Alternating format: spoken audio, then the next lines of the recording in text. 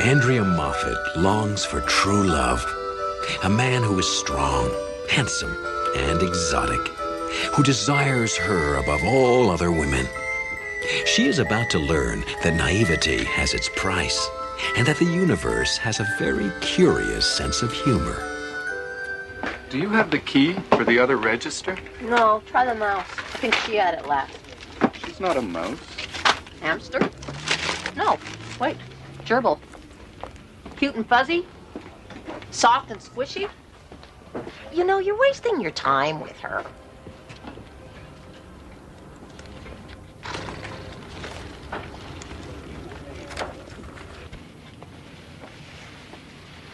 Hi. Elaine said you had the key for register 2. Oh, yes, I do. It's over there. It's no problem. Andy, I was wondering if you're doing anything after work tonight? It's nice of you to ask me. Yes, I am. I'm busy. But thank you.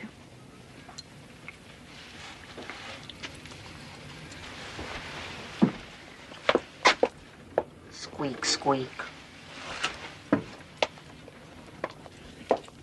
You know, you really shouldn't pass up Carl.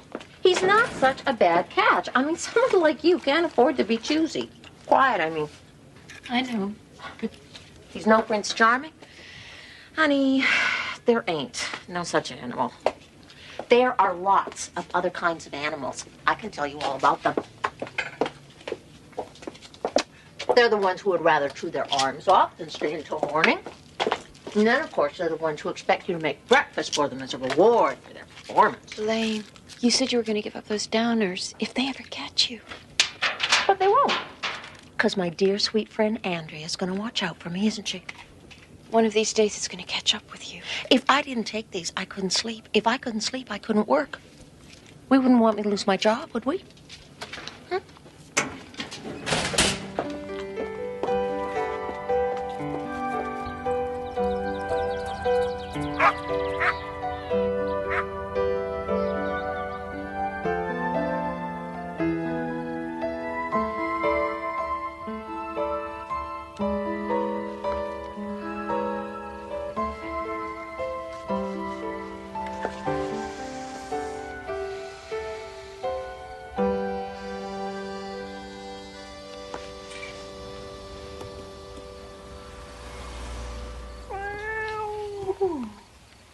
Hello. Hello there. I haven't seen you around here before.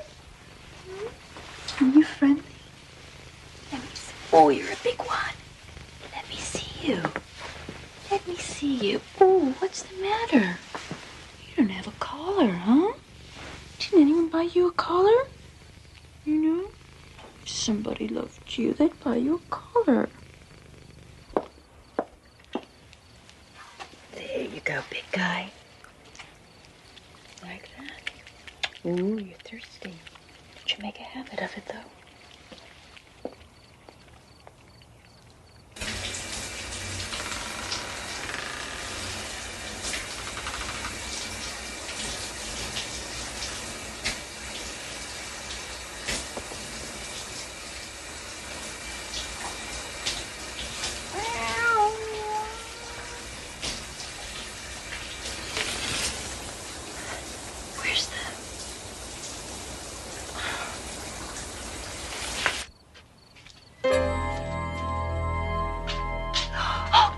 Scream if you must. I've checked out your place. You've gone to a lot of trouble to isolate yourself, to hide from the world. Call the police. By all means. Tell them that you've seen a man turn into a cat.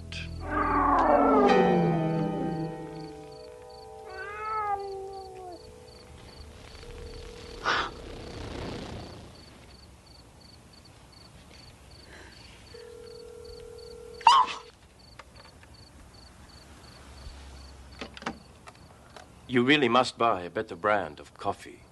Now the Turks, they knew how to brew coffee, even if they were barbarians. I won't hurt you. I came from Provence, originally, a long time ago. I was called Guillaume Dumarchot. I had a great talent for two things, singing and making love.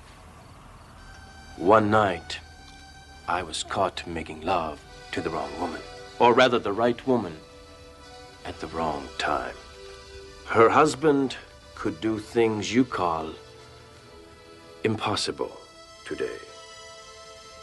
He cursed me to remain forever in the form of a cat, only able to become a man again at night.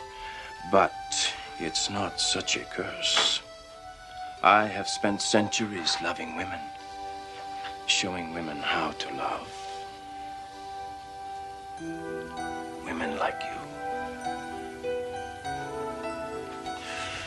If you ask me to go, I will go. But I promise you, you will never see my like again.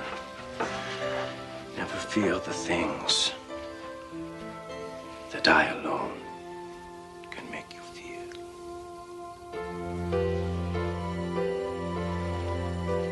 This is a dream. It's a very nice dream, yes? Yes. No. Yes, it is. I just never thought that it would happen to me. You are the one, aren't you? Am I? Yes.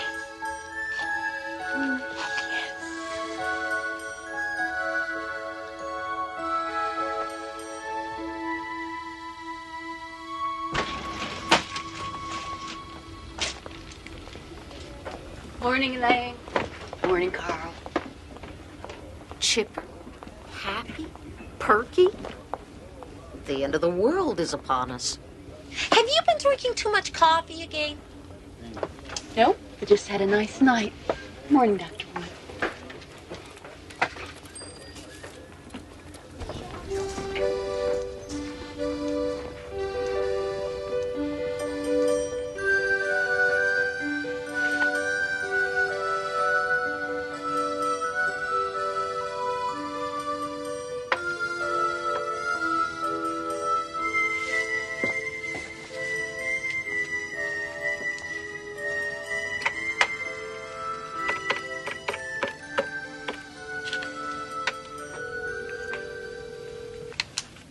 What's he going to do? Meow at me?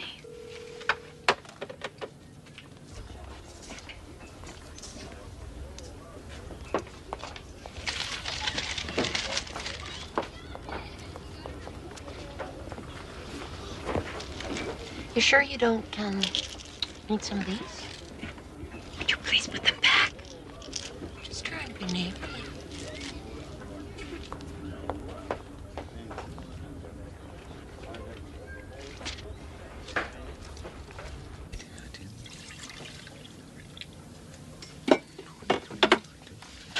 Inventory, Carl, huh?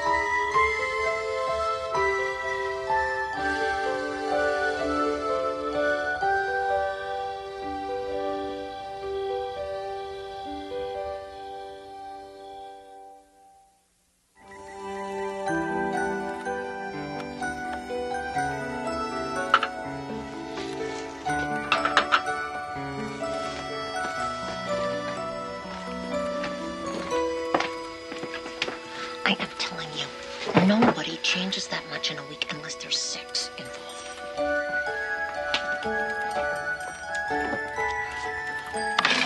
Oh, that's $36.75.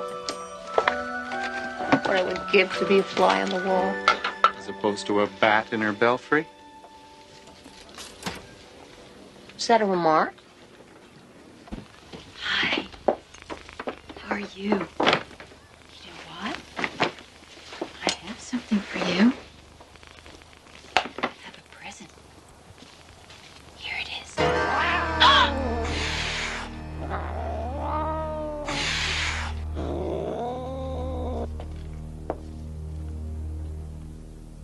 Andrea, come here.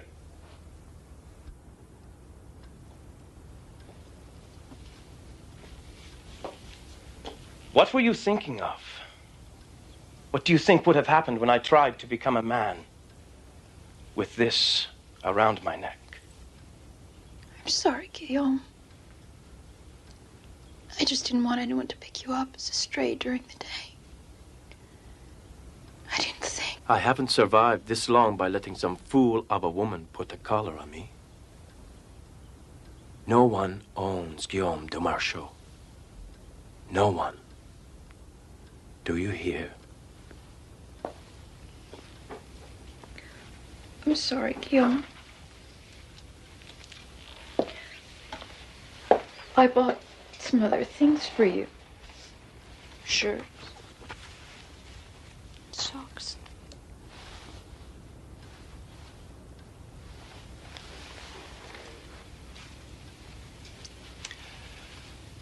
Next time, buy something that I'll enjoy seeing on you. Silk, satin, black lace. You know what I want. Good. Until then, we shall simply have to do without.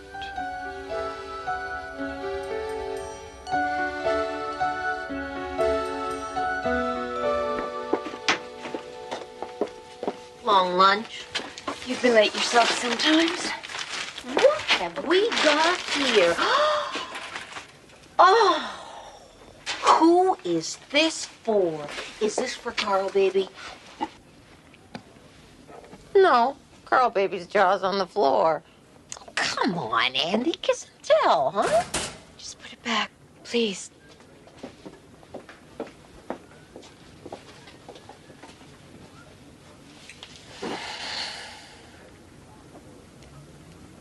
I think it's about time a certain fly made an appearance on a certain wall.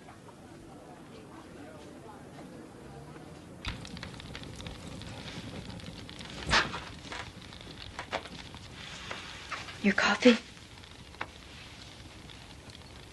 I have a surprise for you.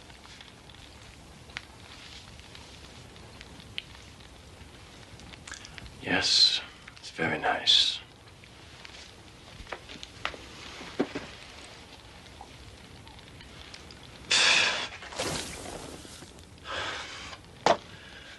How many times have I asked you for one simple thing? I want something that a man can stand to drink, not this sewage water that you keep serving me. I'll get some tomorrow. You will go now, or I will leave. For good.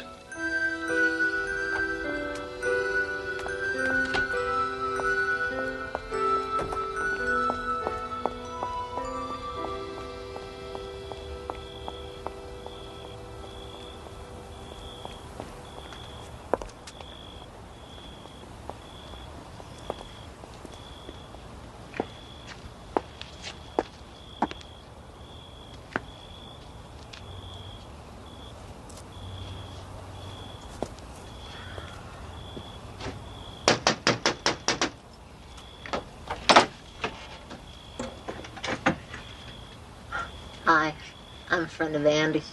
Can I come in? Lately, Andy's been so, tense at work. I just thought I'd, stop in and see how she was getting on. I've heard a lot about you. Oh. Nothing bad, I hope. That depends on what one means by bad, does it not? We have 20 minutes to become acquainted.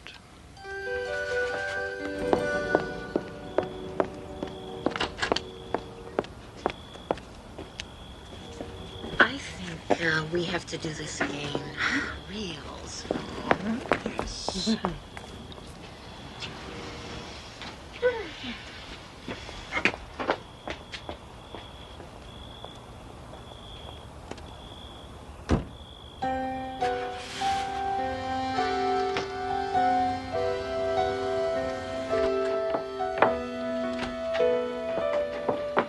You just missed your friend, Elaine.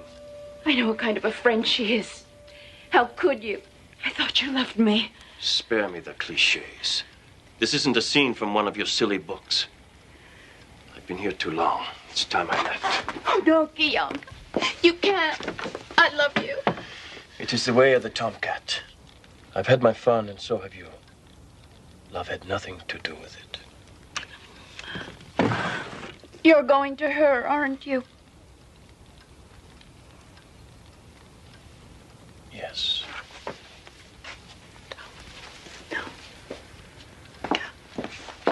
Oh, Guillaume.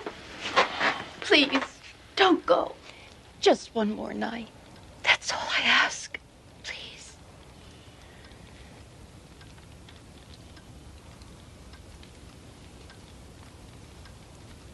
All right. One more night. I'll make some coffee.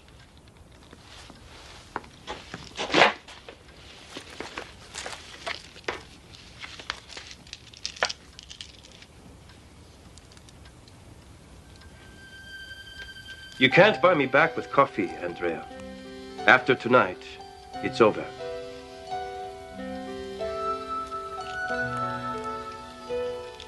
Yes. It's over.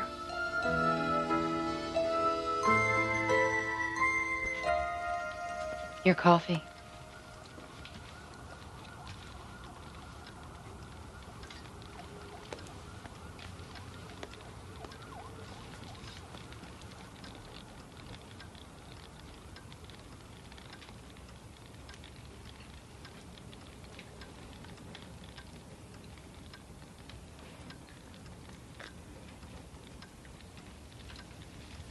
Strong and bitter. As I like it. I'm glad that you like it. I picked it especially for you.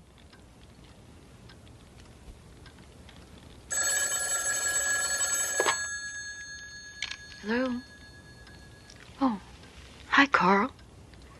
No, it's okay. Don't worry about it. Yeah, well, Elaine does things like that. I haven't seen a movie in ages. Yeah, Friday night, that'd be fine. Sure. Yeah, I'll see you tomorrow. Yeah, me too. Bye.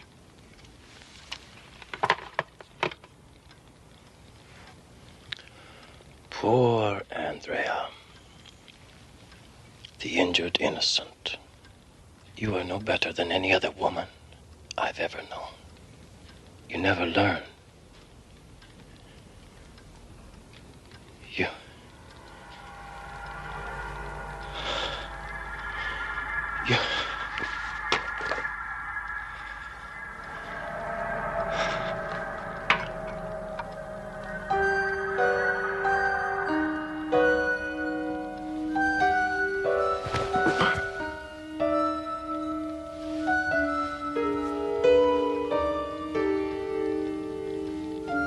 Oh, but I did learn.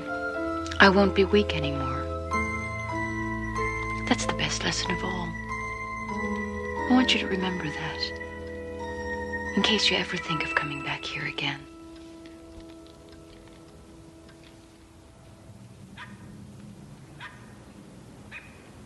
Have you been here before? No, I haven't been here before. Sex? Male. He's a tomcat. Well then, what can we do for you today? I I'd like to have him fixed. A lesson on romance versus reality, with a word of warning for those who want to mix the two. Don't. Or you may find your head in the clouds, your feet on the ground, and the rest of you somewhere in the Twilight Zone.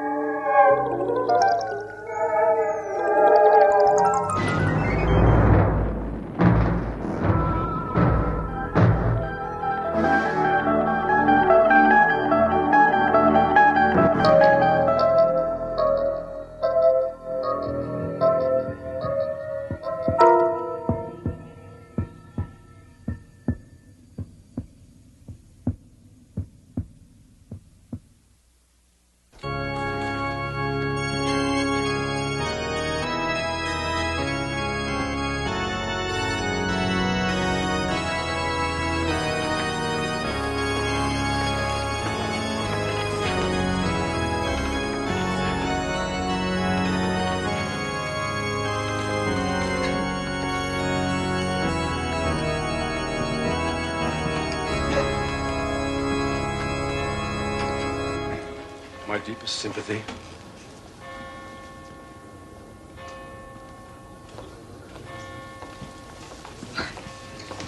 A lovely service.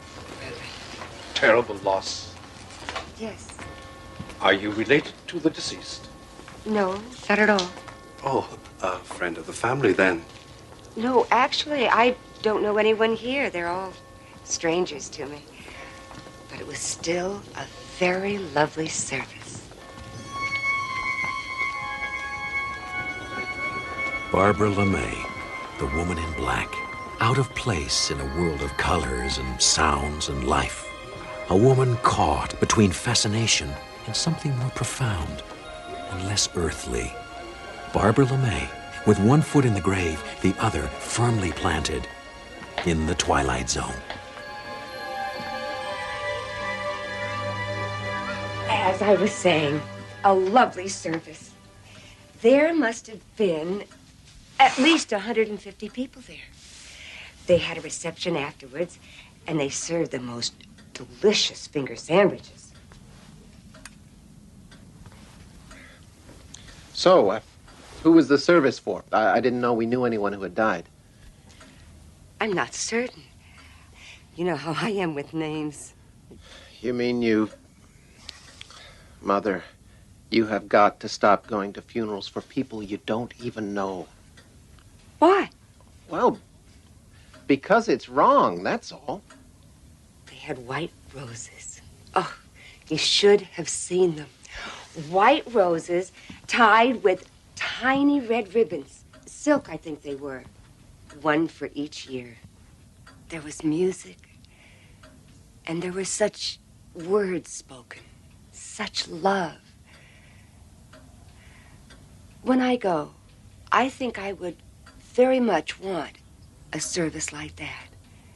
Would you see to it, dear? Mother, will you please stop it? You know I don't like to hear you talk like this. Jason, these things happen. We hate to think about them. No. You don't hate to think about them. You love to think about them. Mother, why is it every time I see you, every other word is death?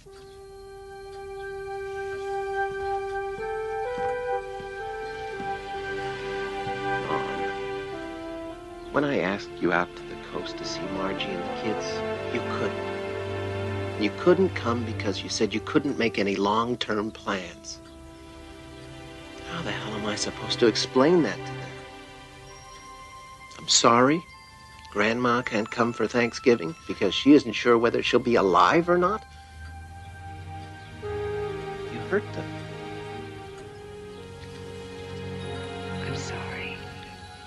I really am. I know. I just wish you'd stop all this.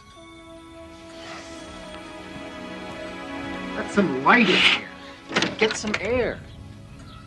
Mother, this obsession of yours is not good. It's not healthy. It's morbid.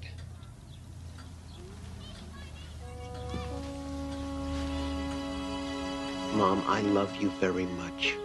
And I want you to see your grandchildren grow up. I'll try. I will, really. Okay. Oh, I'm sorry. I've got to go. Plane to catch. Then you go. And you give my love to Margie and Ben and Susan. I'll be fine. Really.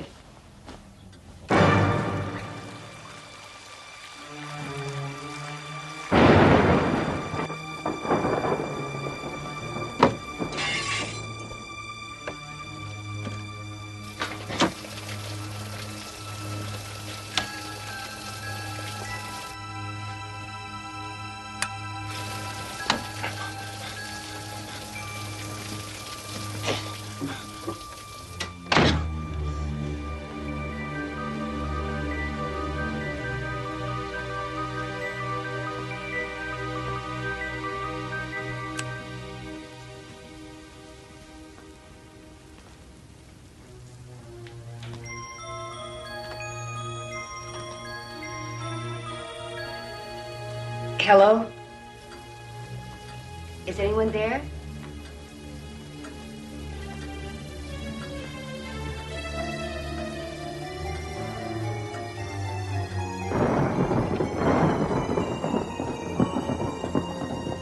Don't move! Don't call the cops. I'll kill you, I swear.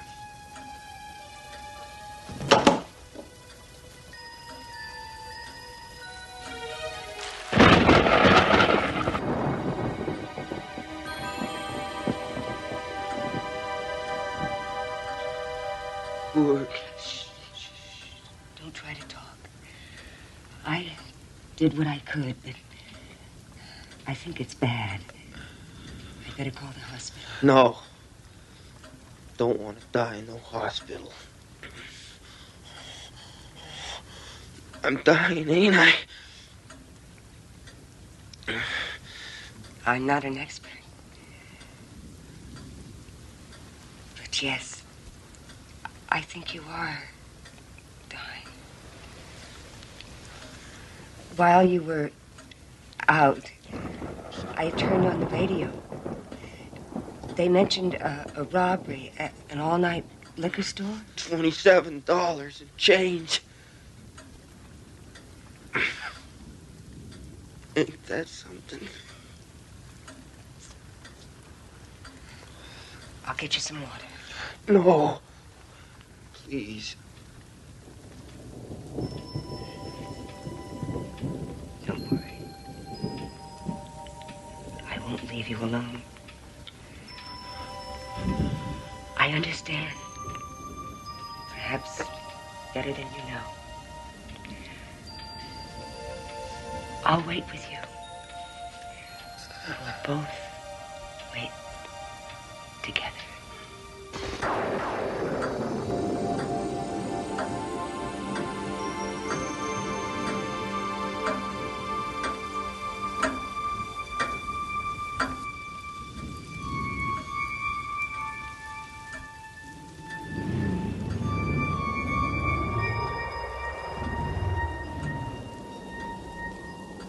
You're here, aren't you?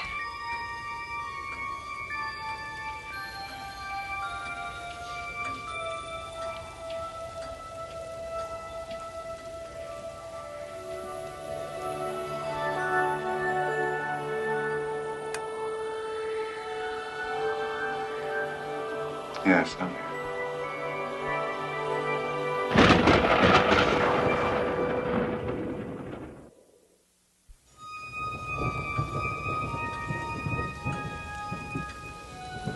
see you. Are you surprised? No. No, I suppose you wouldn't be. We spent so much time together, you and I. It must make one more sensitive. Yes. I was in the hospital once. The woman in the room next to me died in the night. I felt you nearby. Who are you talking to? No one, Trent. No one. It's all right. It's so cold.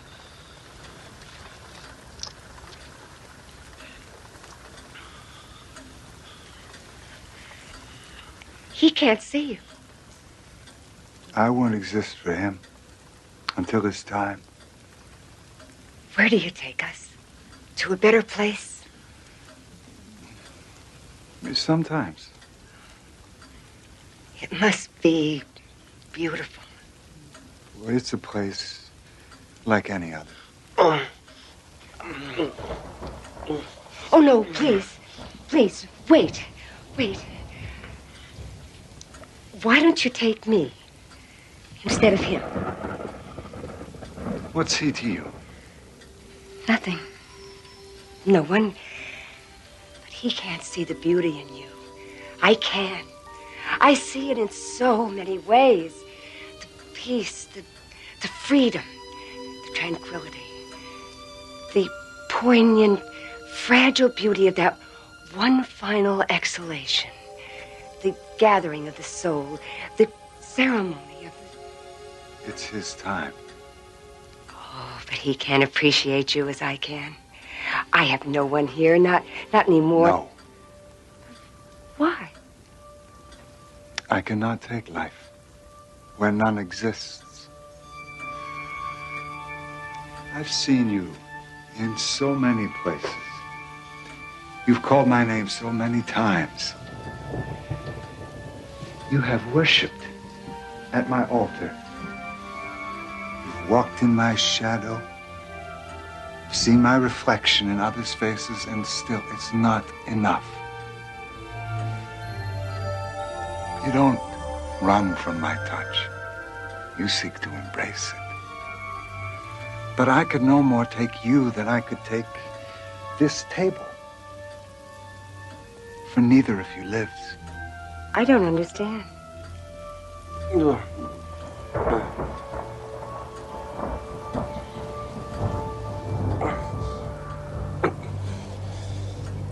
See how he resists me. Even now, clings to life. For in each second is the possibility of joy, however often defeated. Even now, this close to me, he's more alive than you. I bring you peace, sleep. Don't be afraid. For I alone will never leave you.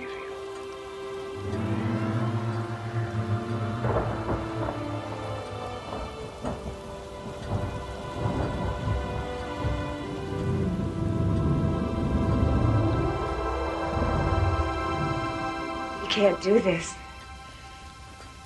You can't just leave.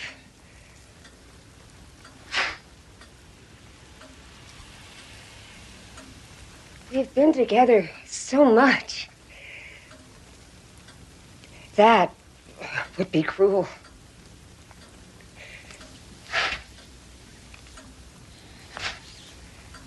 What do you want me to do?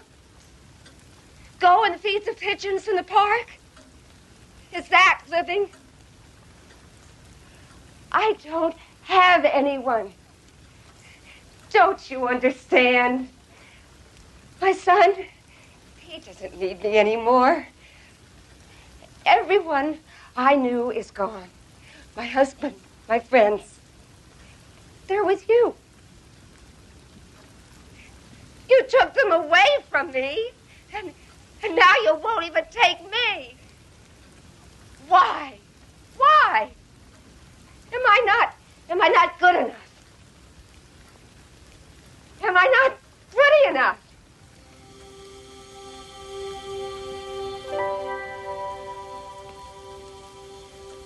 sorry I yelled. Please, stay with me. Just a moment.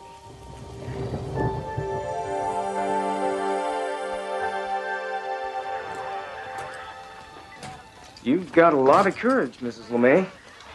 Dead phone or not, most folks would have been out of here in a second as soon as he fell. He was harmless.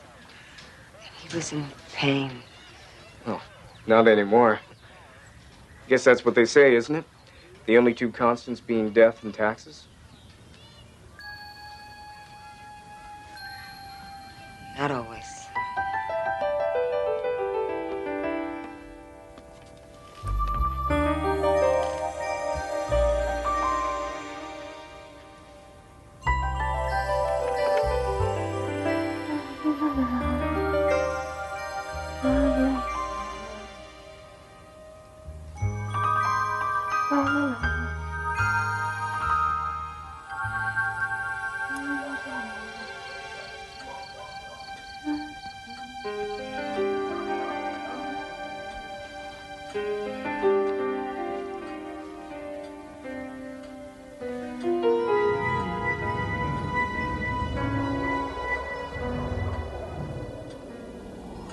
Have I hurt you?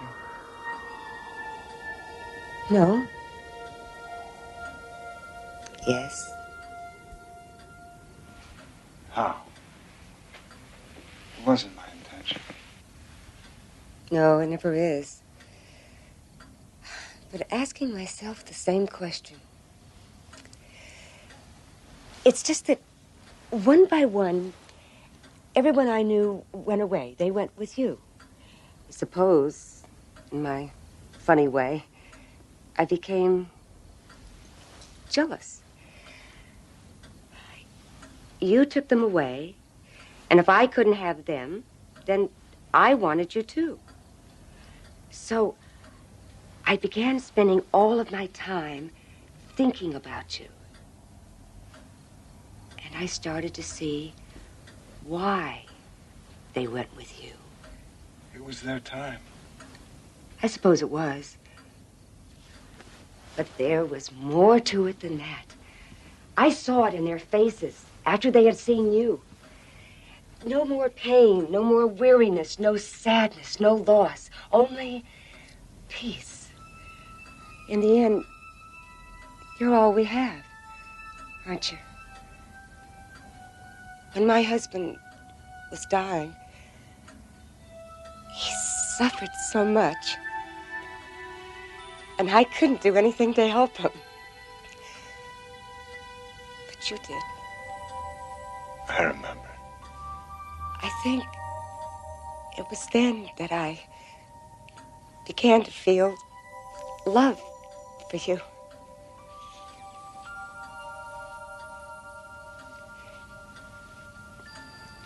After you left, there are quite a number of pain pills in the cabinet, left over from some problem a while back. I considered taking all of them. Whatever you say, even you can't stop me from making it my time, can you? But I couldn't do it. Not with you. I suppose it seemed too forward. I was never very good at being aggressive.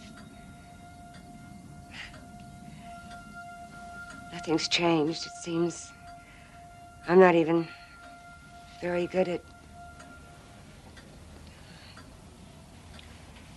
I've often heard it said, among the living, there are always possibilities. Take my hand.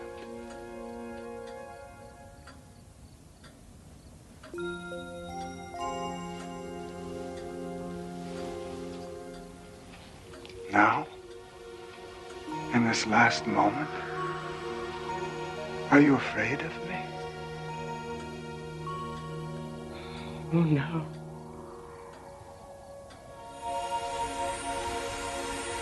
Where are we going?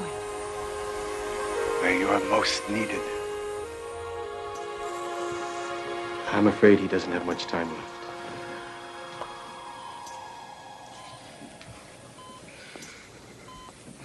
Is it dark in here? Yes, it is. I'll try to find you someone. No, please. Don't go. It'll be all right.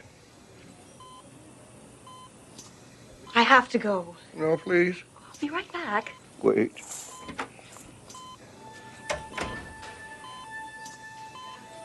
Better.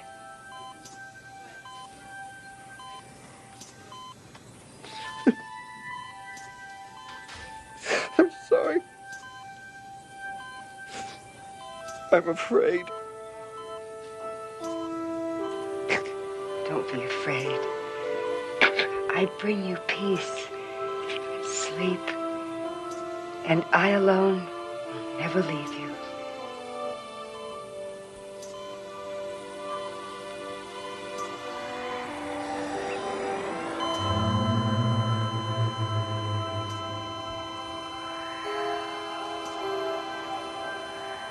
Oh, you did fine. I'm so happy. Incident in a hospital room. Part of the status quo of life and death.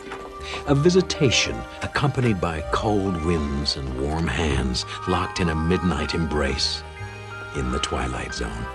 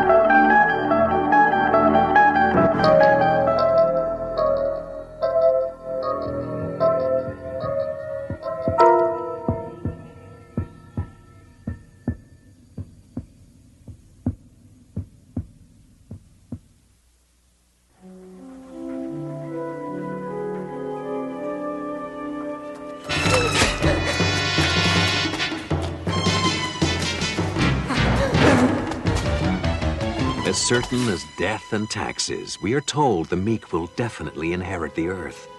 Perhaps, but not always. Consider, if you will, Mr. Archie Lochner, a well-known petty crook, sidebar 6-for-5er Shylock, registered coward, and owner of a yellow streak so vivid it could be slathered on a hot dog. Mr. Lochner was written out of the will when the meek were guaranteed their inheritance. And just now, he's trying to avoid another kind of payoff. A soulful payoff in that off-track betting parlor we call the Twilight Zone.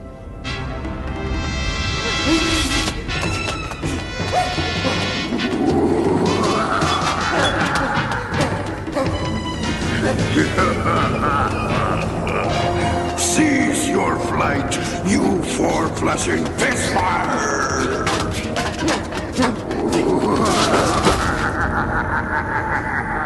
This is the second most ill-advised action you have ever taken, Archie Lochner, you miserable garment of human meat. The first was trying to make a bargain that would outwit me. I'm 32,000 years old, you human virus. Even among my peers in the fourth canonic order of demons, I'm considered a truly ghastly dinner companion. Did I mention I enjoy sucking the marrow from the living bones of idiots like you? Whatever made you think you could outwit the magnificence of Volker? I still got 2 days. The contract ain't up for 2 days. Why is it you're tormenting me? Because I'm a demon, you imbecile. I don't send singing telegrams. I torment. It's what I do. That's why I'm called a demon instead of the Easter Bunny. 2 days. You made the deal. You don't bug me for 2 days! Bug you. Bug you. 2 days from now, I'll remember you mentioned bugs. Perhaps I'll turn you into one. A small, black, crawling bug. Not unlike the kind I spear with a claw, crack like a nutshell, and feed to my serpent mate, Diptha. She loves to be bugged.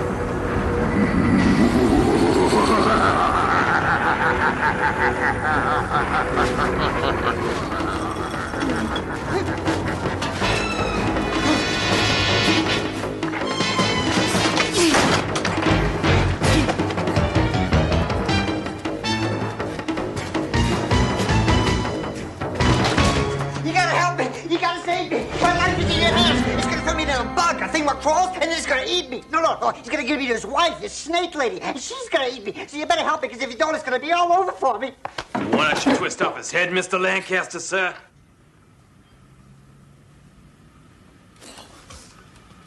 I perceive that you must be seriously deranged to burst in here unannounced, Arky, with half my boys looking for you.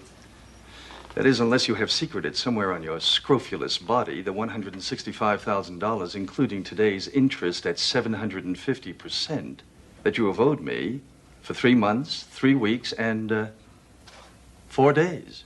You gotta protect me, Mr. Lancaster! I can do that, sir. I can twist off his head for you, Mr. Lancaster, sir. Sit, Bork.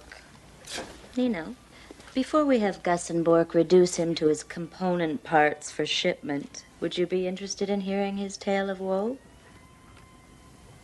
Calmly now, Arky. Tell us what seems to have unhinged you. The 165 G's I got loaned from you, Nino, I needed it because I had to make this kind of deal with this demon. This thing with big teeth, he calls himself Volkerps.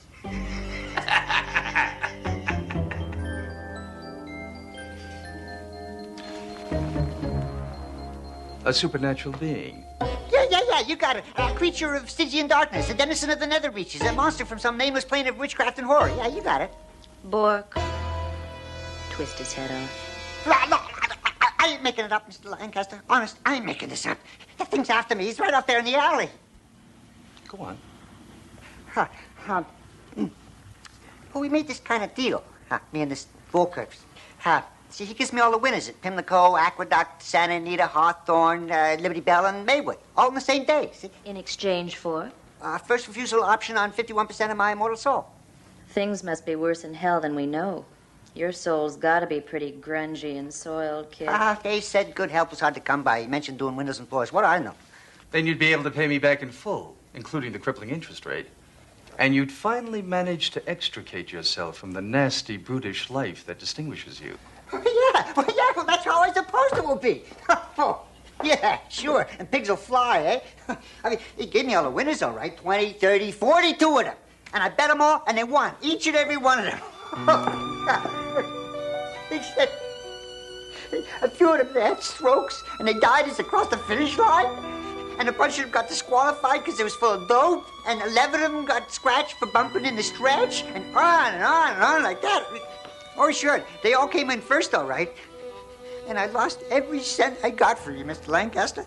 And that's why I've been ducking your collectors. And that's why this Mr. Volkerps is going to come and take me away and eat me if you don't protect me.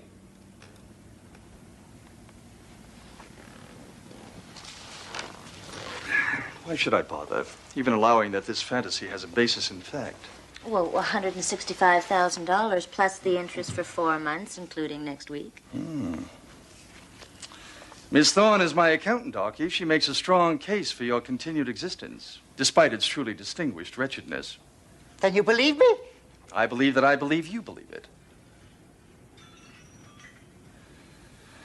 As the most powerful underworld figure in this great metropolis, I have managed to make cohesive sense of the rackets. Now I grow bored. Ennui fills my days and nights. Save for the joys of my association with Miss Thorne, of course. You've bought yourself a momentary reprieve through dint of sheer imagination, Arky. I won't have Gus and Bork dissect you. I will assist you. feel heroic. Now tell me, how did you even go about locating a demon in these conservative climes? Well, this is woman I heard about. Supposed to have a strong in with the netherworld. I visited a couple of times. She set it up. I think she gets a commission. I suggest we pay her a visit. Gus, the car, if you please. Try to hurry, dear. We have dinner with the mayor tonight. Mm-hmm.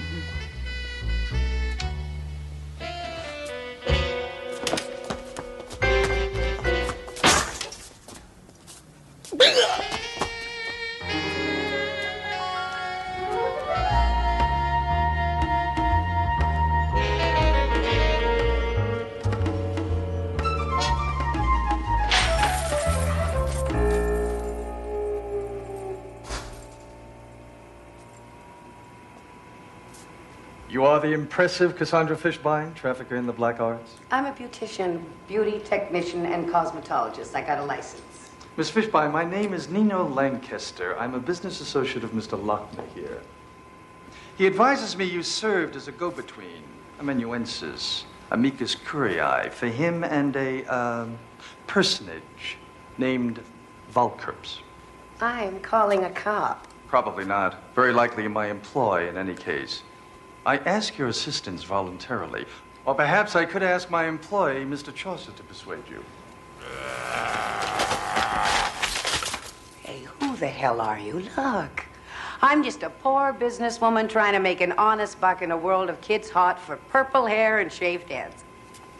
Ah, yes, business. Have you ever considered the range of unexpected tragedies that could befall an unwary coiffeuse, whose insurance premiums, no matter how exorbitant, would not cover the mysterious mixing of DDT with her shampoos? Or the inconvenience resulting from perhaps, all of a sudden, the truckers who schlep said wares from the distributors decide they've lost the bills of lading, and said goods wind up in Beirut? Or the constituted authorities suddenly get it into their heads to toss the businesswoman's apartment for illegal and noxious substances, which would, I'm sure, result in said authorities discovering nickel bags of such vegetation and powders stuck down in the pillows of a sofa? Pardon my complex syntax, but I imagine you get my drift. Well, yeah, I set it up for this guy, but I'm just sort of a clearinghouse for a select few demons and soul traders of a very high quality.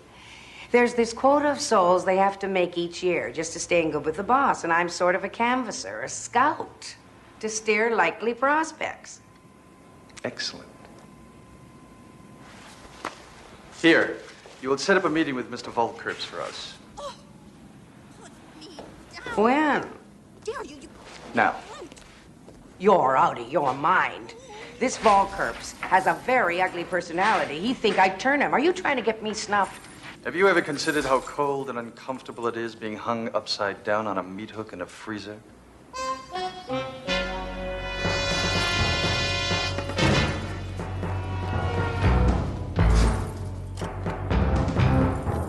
By all the Majas of Solomon's court, by the three-eyed moon of Astaroth, I call thee, Valkerps, to come forth. Cassandra, I smell betrayal. No, honestly, they made me call you. Get him. Do it, almighty Valkerps. Waste him. First things first, Cassandra. The little rat human, he has 2 days. But you...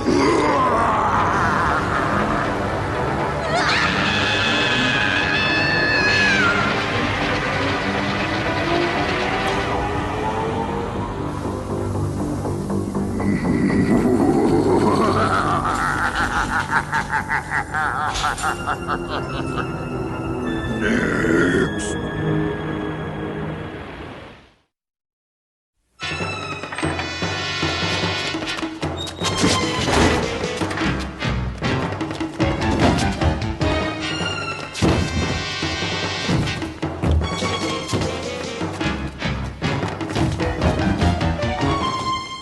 Do the standard pile! Pile! What happened? Where's Nino? I don't know. He's dead. He's gotta be dead. Valkerps came. Big. He was big and right there. He came straight from hell. He still stunk of rotten eggs. You left him? You ran? He ran like hell. The thing just fricasseed the woman. Hit her with some kind of laser. It turned her into ashes like an old cigar. Oh, my God, Nino! Nino! All right. That means we have to consolidate our interests. Get the accounts transferred into the corporate name, begin amortizing the rolling stock, and make sure that none of the boys try to take over the territory. Are you crazy? That thing's gonna fry us and eat us. It's coming! Who's there? Nino, open up.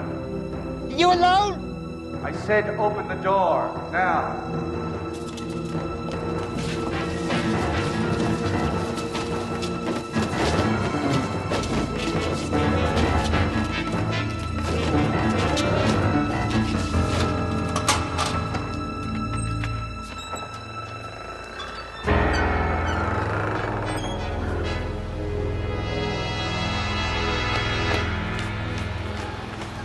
Nino, honey, what happened? Can you walk? Obviously. Well, is your body burned? Get away!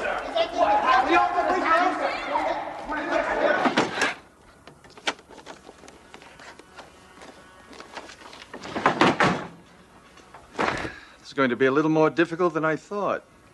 I'm doomed. If you can't take him, what chance have I got? I didn't say it was impossible. I said it was going to be a little more difficult than at first I thought. How'd you get away? I dazzled him with fancy footwork. Okay, let's get to it. Gus, Bork, go see Nuncio at the docks. Have him talk to our people at the ship fitting operation. Get me 100 gallons of lead paint. What color, boss? Doesn't matter. Well, it comes in battleship gray, you know, which is like your standard color. Maybe we can get him to mix up a special batch in some nice pastel. Quiet! I don't care what color. Get gray, get anything, but get me 100 gallons with the highest lead content they can find. Then spray the inside of this office. Ceiling, floor, walls, windows, every inch of it, every corner. Then do it all over again. And when you're done, do it 10 times more. While they're getting the paint, you keep an eye on Archie. I've got a long trip ahead of me. Hey, wait a minute. You can't just go and leave me here. Where you going? Where's he going? Some things you don't want to know.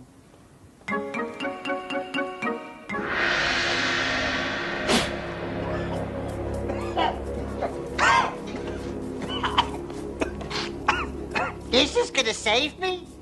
I am not at the pinnacle of my profession for nothing, Archie.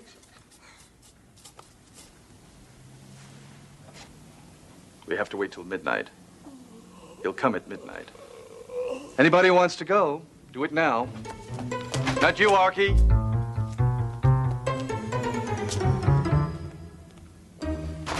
Here's looking at you, kid.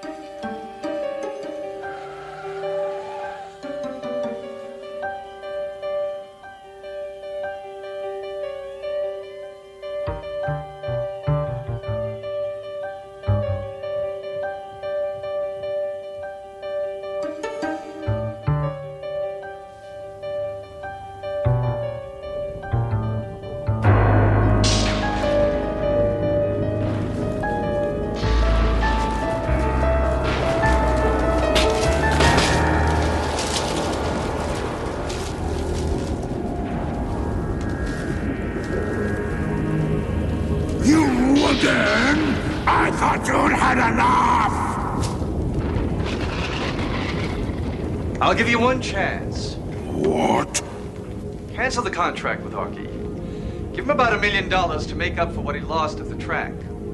Go slime back to your pit, and I won't kick the crap out of you.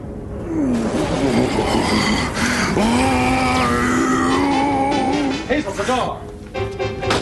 Archie, the patch.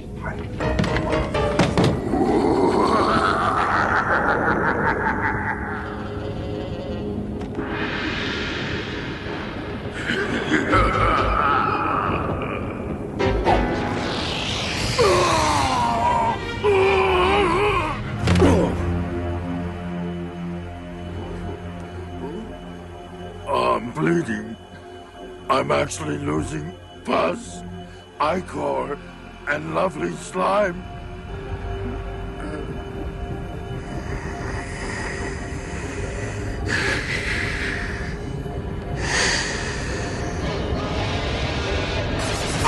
You lousy twerp. Enough is enough.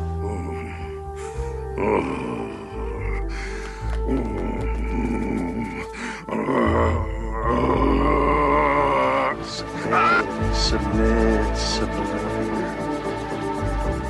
I order you by the power of Asmodeus, Belphegor, Belial, and the Toad of Death, to suppress thyself. Submit, suppress. Get your miserable, ugly backside into the box, you twerp. You lousy punk.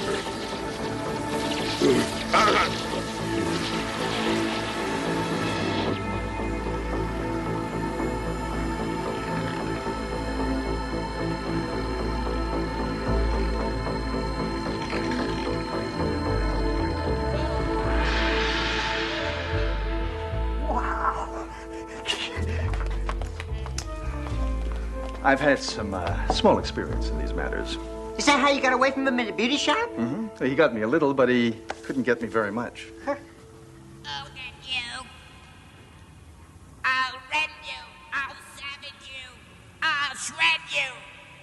I'll suck your bones dry as death. Listen, punk. You think you're the first slug from hell, all puffed up with hot air, who ever tried to muscle in on my operation? If you're wondering how I beat you, look around in there. You're small potatoes. Papa? Papa, what are you doing in here? You idiot. Oh, I know I shouldn't have left the family business in your inept claws. You're a fool. Like father, like son. You saved me. You saved me. Yeah, I saved you. Now all you gotta do is make a deal with me. Business, Archie, is strictly business.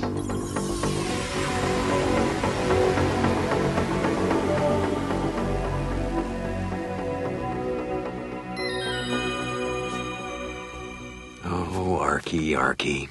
Poor Mr. Lochner.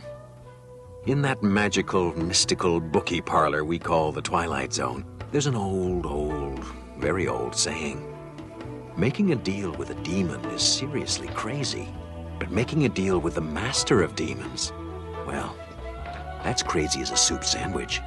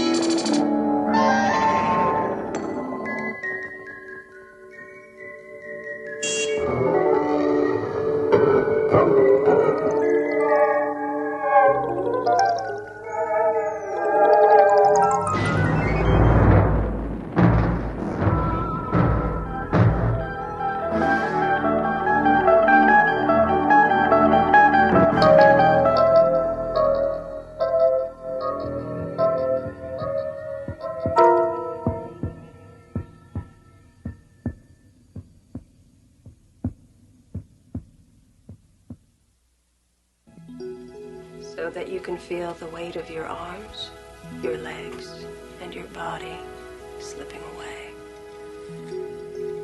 It's a pleasant sensation. You're free of everything holding you back. You can think with perfect crystal clarity. Your name is Lorraine Guston, but you've had other names before this. Other lives. They're buried deep inside. But now as you begin to float freely, they start to rise up within you. You can see see them clearly.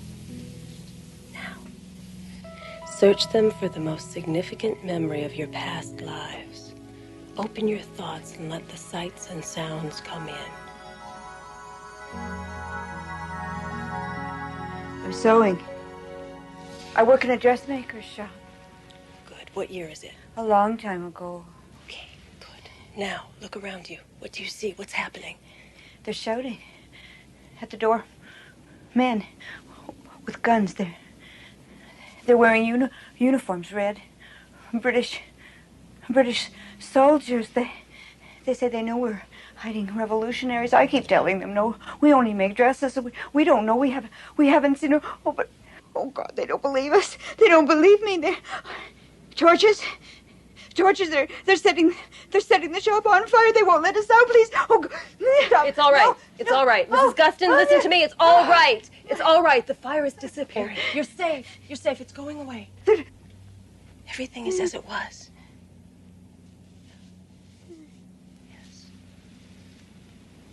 Yes, now you're starting to come back down. You're floating back down. You can feel the weight returning to your legs and your arm. I'll touch your hand, and when I do, you will awaken feeling refreshed, and you will remember everything you've seen. 1, 2, 3. I don't know how to thank you, Miss McNeil. I feel better than I've been in years. For the first time, I understand why I'm so afraid of fire and men in uniforms. And to think it was a memory, and from so long ago. If we all knew that we'd lived before, and if we could remember those past lives, we'd understand ourselves so much better. Maybe we'd be kinder to one another, knowing that in a previous life we were poor or hurting or hungry. Oh, thank you so much. You're welcome. Have you ever tried yourself? It's ironic, I suppose. I've never been able to remember any of my own past lives. But I keep trying every day. Someday, who knows?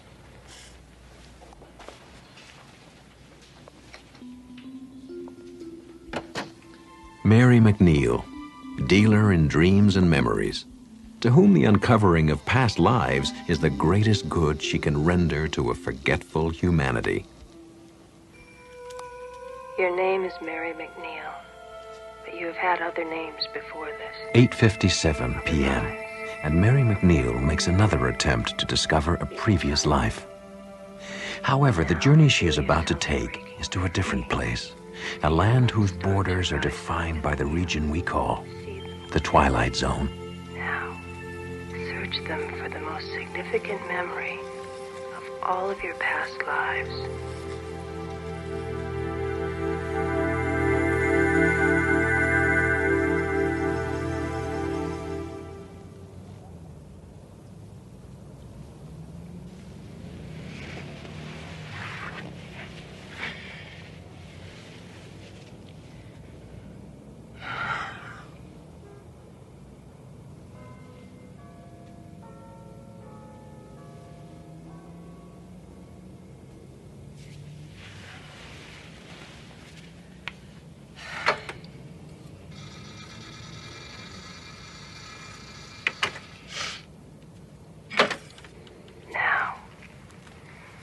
Search them for the most significant memory of all of your past lives.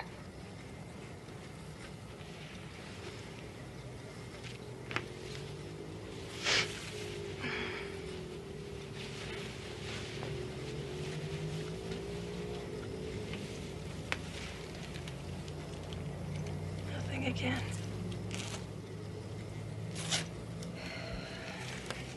Well, at least I got some sleep.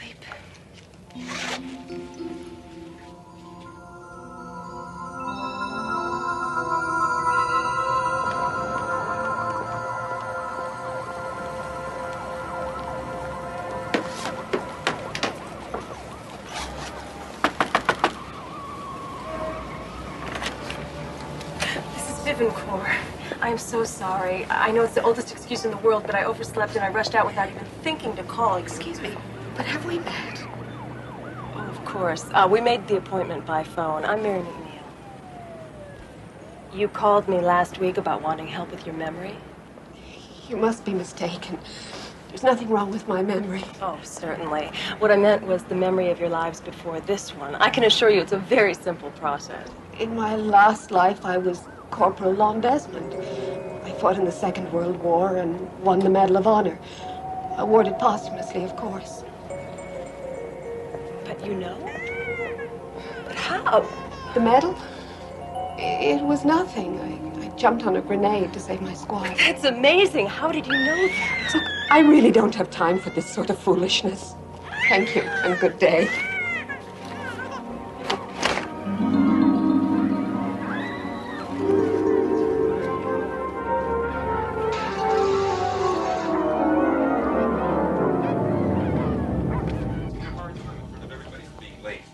He ever gave me any changes. I had the same problem with the boss my last life. Man, just my luck to get stuck like that 2 lifetimes in a row.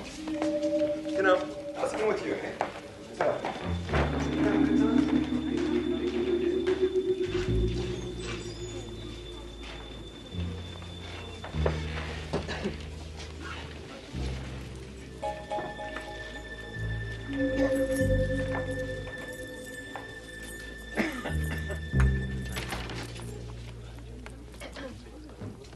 Excuse me, miss, can I help you? This used to be my office. That must have been some time ago. I've been here for the last 2 years.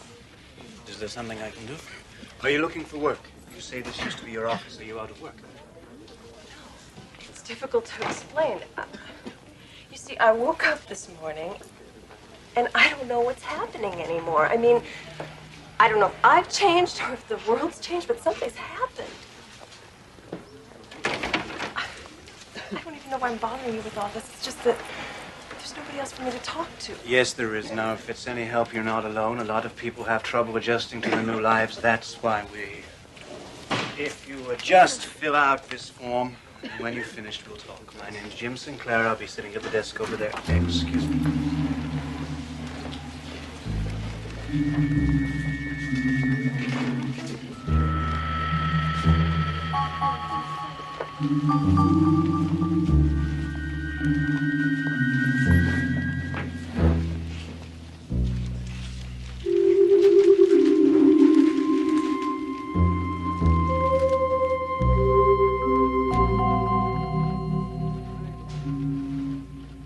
What's a regression therapist?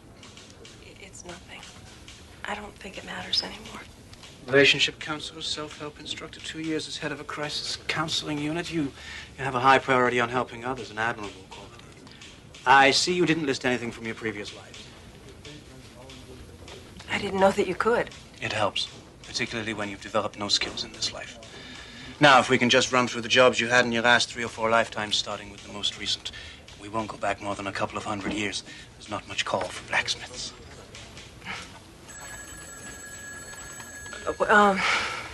Well, I've always felt that I must have lived during the Depression. Felt?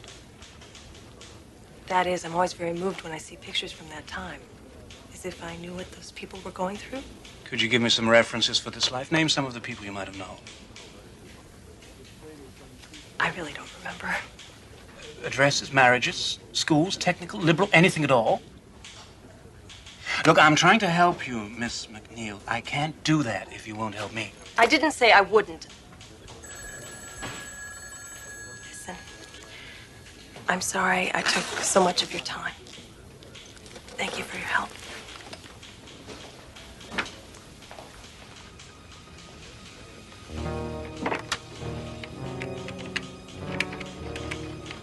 Sinclair here.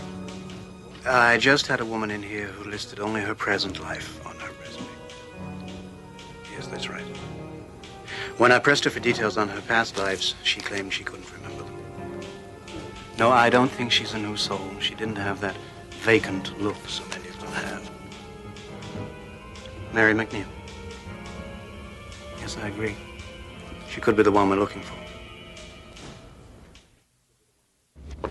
So her behavior was significant, you say? A lot of people disapprove of what we do. Doesn't sound like disapproval. It was more like shock, as if she'd never seen such a thing before. It's possible she's been out of circulation for a time. That happens. And then there is the other possibility. So we discussed, but I'm not ready to accept that theory. There's something wrong here. I think she's hiding something, this one. Before we do anything, we must be certain. Will you bring her in? If we don't decide to kill her first.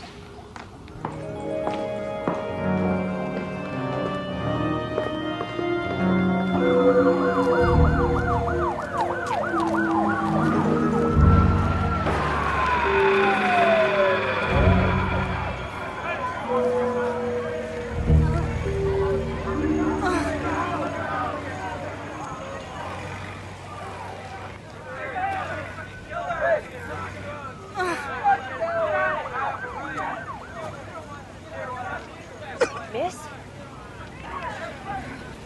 Miss, are you okay? Go away. Let me die in peace. I'll go get help. No. No. You know the law. Anybody who wants to die can die. It's my right, and you can't take it away. I've chosen exposure, malnutrition, sleeping pills. It's a lot cleaner than a bullet, isn't it? Guns scare me. A lot of things scare me. Why in God's name do you want to die? In my last life, I had a nice job, a nice family. People liked me. Can you imagine that? But now look at me. Look at me. Look at this body I was born in. I have tried everything, and nothing works. I'm going to start over. I'd like to go to sleep. No. What do you care? I care plenty. Not because of what you look like or who you are, but because you're needed in this lifetime. Surrendering is wrong. You're needed in the here and now, not in your next lifetime. Nobody needs me. I need you. Seems I don't have anyone or anything. Maybe we could start over together. Can you give me that chance? Can you give me that much?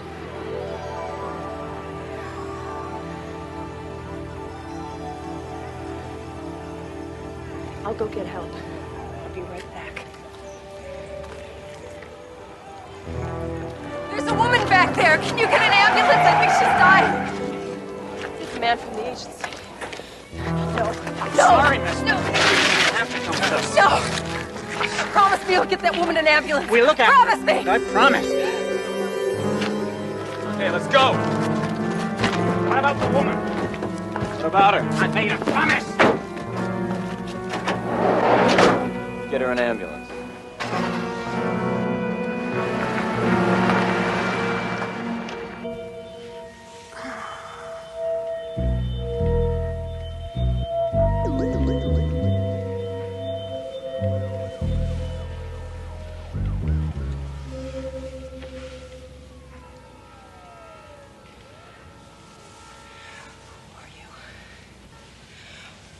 Are you doing this to me?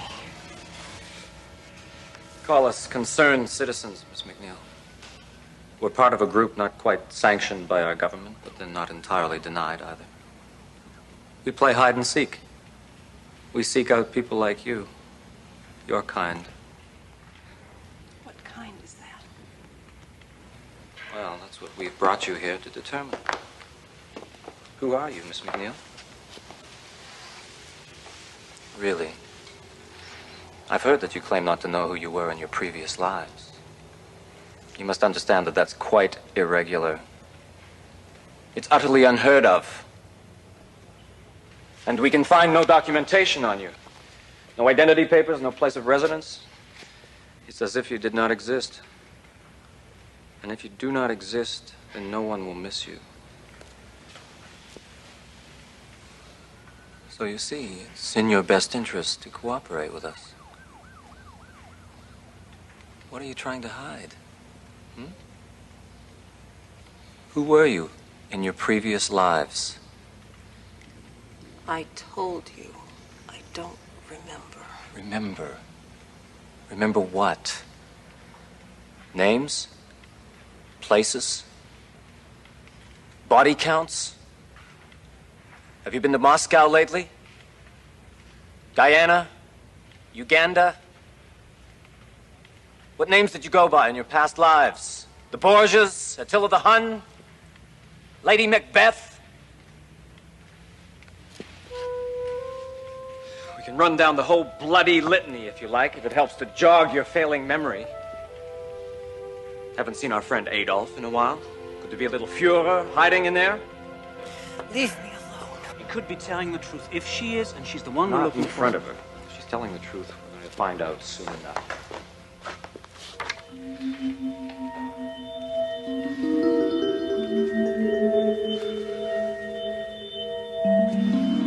And when we went to Daddy's funeral, Mommy said we should be brave. I wore my new blue dress, and I read a poem that I wrote myself. After it was all over, Mommy said we had to move. Earlier. But I didn't want to. Go earlier. I don't know. Who were you? I don't remember. I'm going to double the serum. That could kill her. We're going to have to take that chance.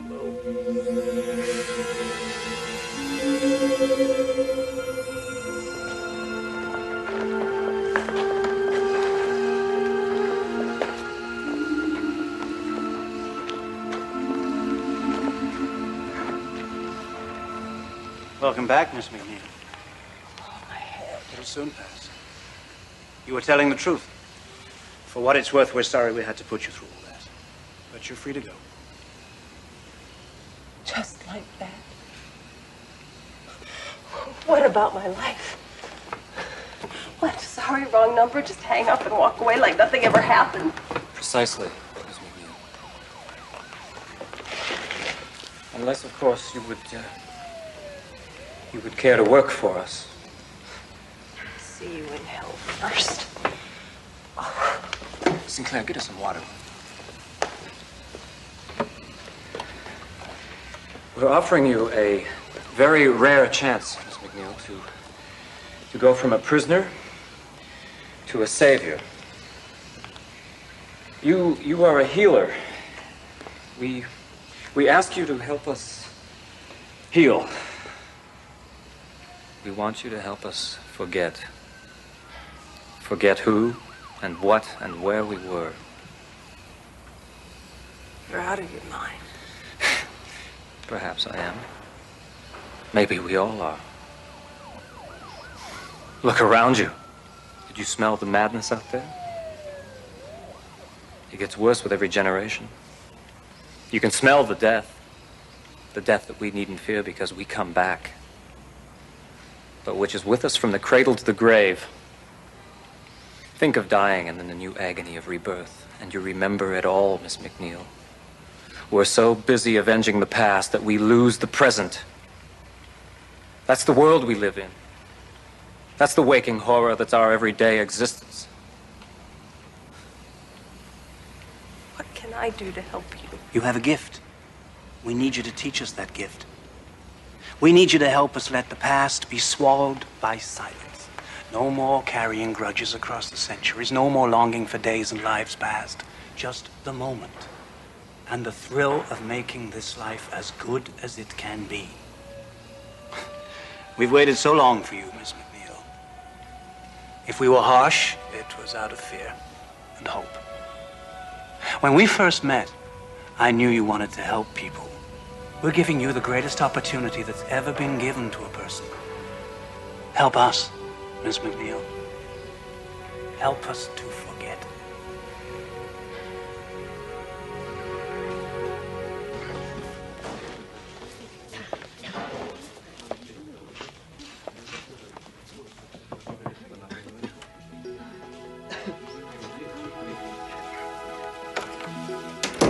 Your name is Ruth Warden. That is the only name that you will remember. Let the memories of your past lives fade. When you awaken, you will remember only that you are Ruth Warden, and you will begin your life with a fresh start. Mary McNeil, who set out on a voyage of discovery that brought her home again by a most curious route, now appointed guardian of doors best kept sealed in the mirror, mirror world of the Twilight Zone.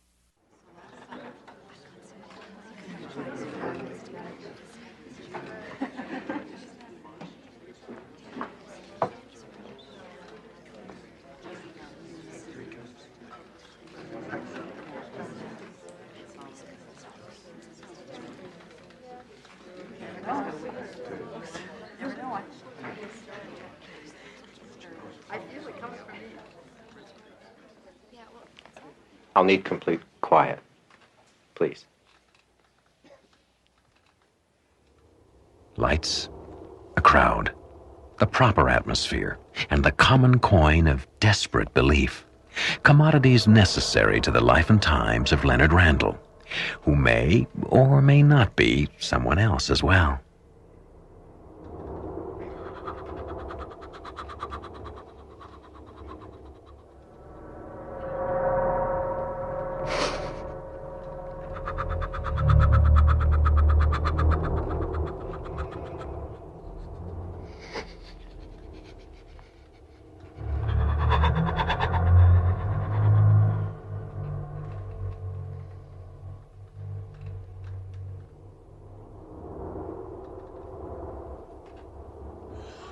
I am Delos, and I am here.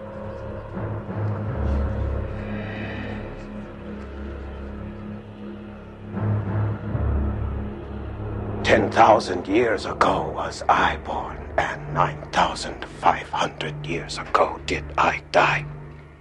I have walked the cobbled streets of the place men called Atlantis, but which we called Shuma Zamoria. My master in wisdom was Eli Ben Zamora, who studied at the feet of the Undying One himself. To you, I bring what little I can offer against the darkness. I am Delos, and I am among you. Speak, and you shall be heard. So David is a nice man, and I think he's a soulmate. But I'm not sure. And I don't want to get married again until I found that soulmate. I'm really getting pretty desperate. My child, in Shuma Zamoria there was a rare breed of butterfly with wings as golden as the morning sun, and very, very fast. If you would try to catch it, so you would never possess it. And the more you would try, the more angry and desperate you would become. But the children knew better. They would lay down and empty their thoughts and be calm, and soon enough, the golden-winged butterfly of Shuma Zamoria would land. Just so. Do you understand? Yes. Thank you, Delos. This vessel grows weary. We must not tax the goodwill of our host. I have time for one last question. You, the one this vessel calls Julia. Thank you, Delos. A question, not for my own benefit. Why have you been silent for so long? And why have you come back now? I come through the one called Leonard because he has been chosen to receive wisdom. The universe has selected him, and through this he shall gain great wisdom. As for the second question, 5,000 years ago, Shuma Zamoria was destroyed, cast down beneath the waves, a victim of its own decay. And now, this cycle begins again. A third change is nearly upon us. It may bring great good or great evil. And you.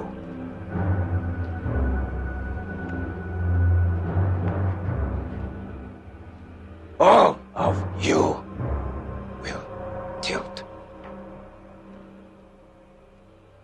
a balance. My time here has ended. He whose body I inhabit has reached his limit, and I must go. Remember all I have said here today, and seek the light within each of you. I am Delos, and I wish you well.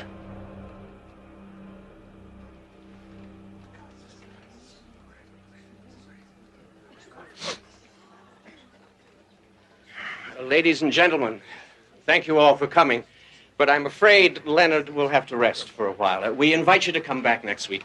And remember, an audio cassette of tonight's session will be available in the front lobby in about an hour. Thank you very much. Thank you.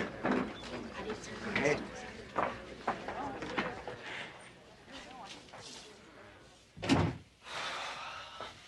They're gone. Leonard? Leonard.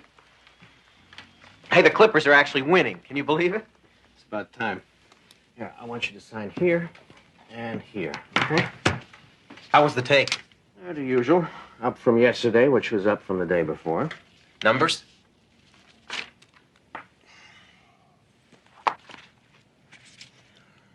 We're booked solid on the 3-day retreat. Crystals, tapes, and amulets are up 5%. Book sales are up by 10, but holding. We got the printer standing by for another run after the TV show. Which reminds me, don't forget you got the pre-interview tomorrow afternoon at 3, okay? Good. Should be quite a reaction when Delos goes coast to coast. Just a hop, skip, and a jump till we have a show of our own. One step at a time. As our good friend Delos might say. Never take anything for granted in the profit biz. Words far truer than he suspects. Hey, that's a good one. Huh? Yeah, thanks. It is a good line. Listen, get me everything you can on Daphne Blake. The more I know going in, the better I'll be able to tailor Delos. Yeah, will do. Shall I also send her a bio on you? I suppose, but nothing too spectacular. Just indicate that I'm a humble tool of the great Delos. But a worthy tool can be made from even the basest of metals. Right.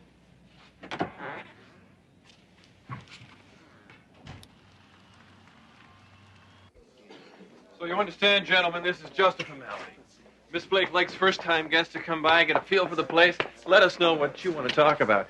Right this way, please. Formality saves me the trouble of keeping notes. Is there anything in particular you'd like to mention when you're on the air? Only that the true meaning in life is that which we choose to give it, and that the universe is not without mercy, and not so jealous that it cannot allow for a multitude of visions. All truths are correct, all creeds valid, and the only secret is that there is no secret. We're having a rally at the Pacific Arts Stadium on the 14th.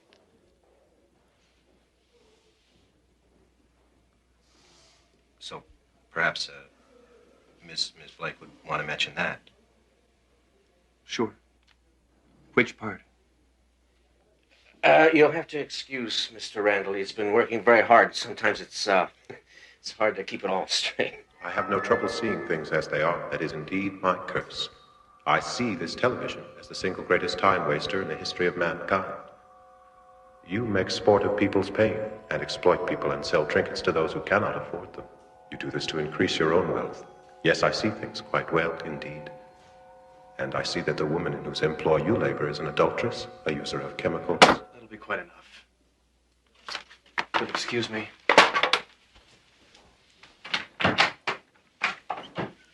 the hell is wrong with you? Where's the guy? He's gone, and I wouldn't blame him if he had the appearance canceled after what you said. I said what? I didn't say anything. Leonard, don't play games with me. I'm not, Don. Honest. You're not, huh?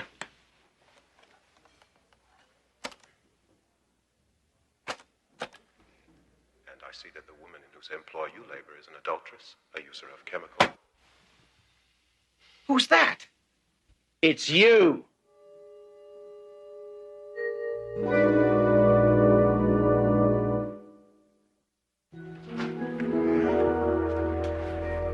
So what's the situation? Okay, I talked to the producer at Daphne Blake's show. It took a lot of talking, Leonard, and a lot of favors called in, okay? We're still due to go on the air. Hey, that's good at least. Maybe.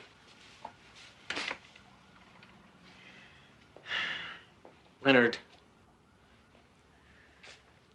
this can't keep going on. Now, you're going to have to do something before we go on the show. You have to get control of that voice. Well, it can't be Delos. There is no Delos.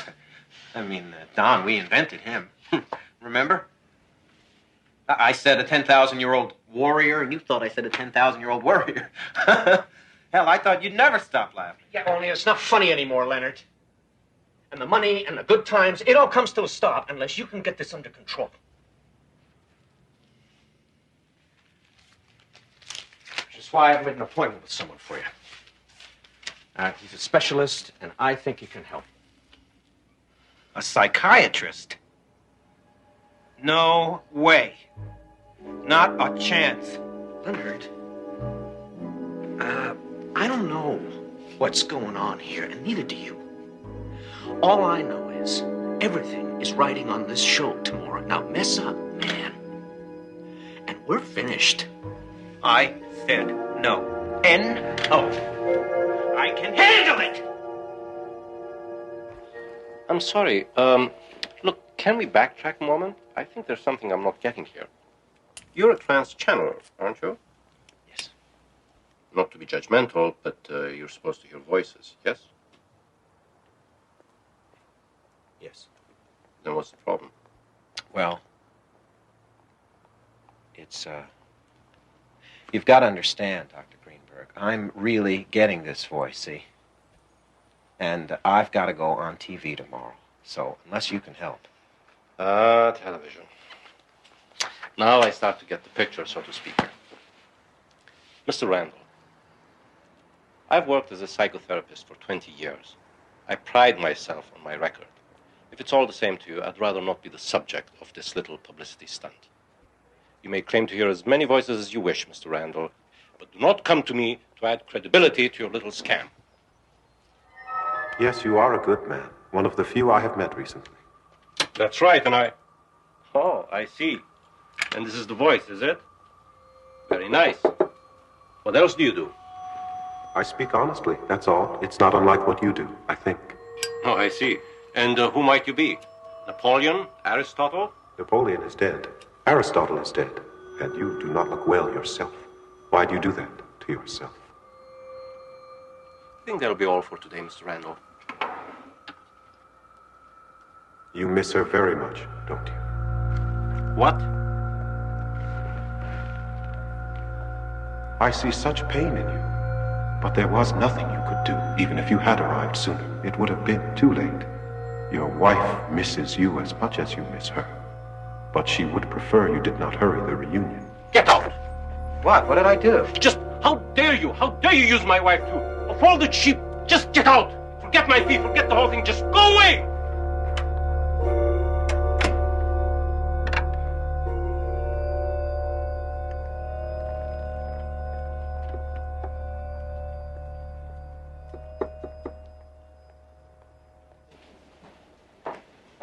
Hey, how do I look? Never mind how you look. How do you feel? I think it'll be okay.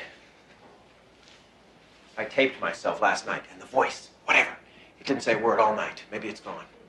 Well, let's hope so. 3 minutes, Mr. Randall. Look, just keep telling yourself, get through this, make Thalos a star, and we are set up for life. All right? Come on, let's get out of here. Well, Well, we're back. Our next guest has been making quite a splash these days, and we're very pleased to have him on the show. He's a trans-channeler, and that's a fascinating subject we'll explore in just a moment. But first, I'd like to welcome him to this, his first television appearance, Mr. Leonard Randall. Hello, Leonard. How are you? So, Leonard, could you start by telling us what this trans-channeling is all about? I mean, how would you describe what it is that you do?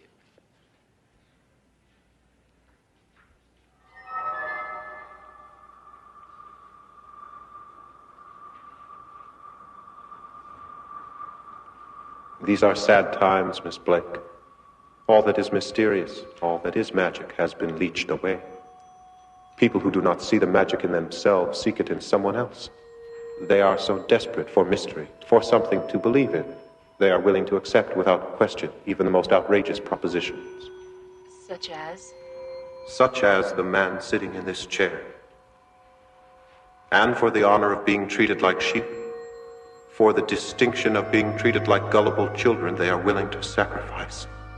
They would give it all for a scent of magic.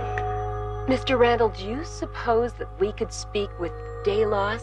He's the 10,000-year-old warrior that you channel, isn't he? There is no Delos. There never was. Consider it an investment of innocence that turned a considerable profit. And now the game is over. The masquerade is ended. To the followers of Delos, I can only offer the sincere apologies of Leonard Randall. And one slightly used piece of wisdom. Do not seek enlightenment in the vain and self-indulgent proclamations of those who insist you must pay for your own soul. Do not seek it in this box or in the opinions of others. Seek it in the quiet turning of your own considered conscience. Thank you. Well, folks, you've heard it here first. We'll be back right after these messages.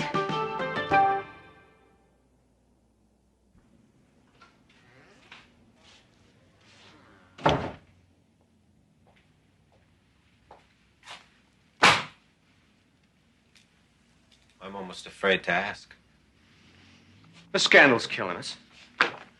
Everyone who's ever given us a dime is asking for it back. We've logged 200 angry calls. The investors are pulling out left, right, and center. Oh, yeah. And the IRS is nosing around. We were on shaky financial footing as it was, but now, if you're lucky, there's enough to get you a hotel somewhere for the night. If you're not... What are we gonna do? We? Hey, man, I'm out of here. Yeah, it's too bad, really. I thought you were sharp. I don't know. I thought you had it. Anyway, I was wrong. I got a gig with a healer down in Panama. Folks say he's the best around. Probably make it big in a few years. With the right lieutenant.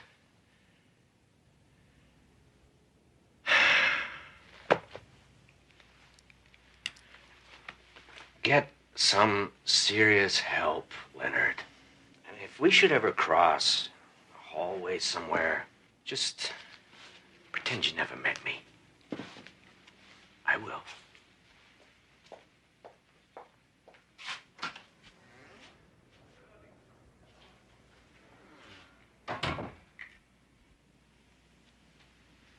Well, Leonard, guess it's all over now. Quite to the contrary. It is only the beginning.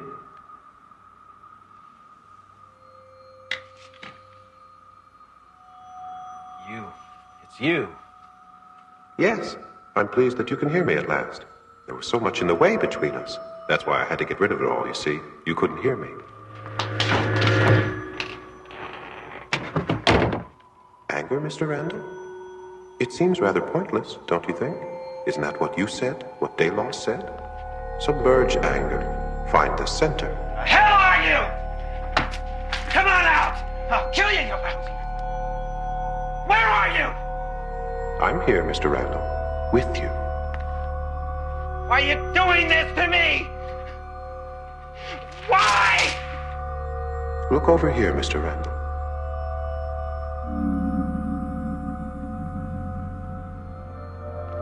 I'm here at your urging, Mr. Randall. You said the universe had chosen you for wisdom, and you, of all people, should know that sometimes, when you speak to the universe listens. You asked for wisdom, and now you will receive it. It will be a long process, but to that end I am willing to be your constant companion. I will be with you every moment, day and night, for as long as it takes. How long? How long will it take? 20, 30 years at most. And now, as you say, in your modern world, let's take it from the top. Critical reviews received and reluctantly acknowledged by Mr. Leonard Randall. A case study in showmanship, who found himself upstaged in the final act by the Twilight Zone.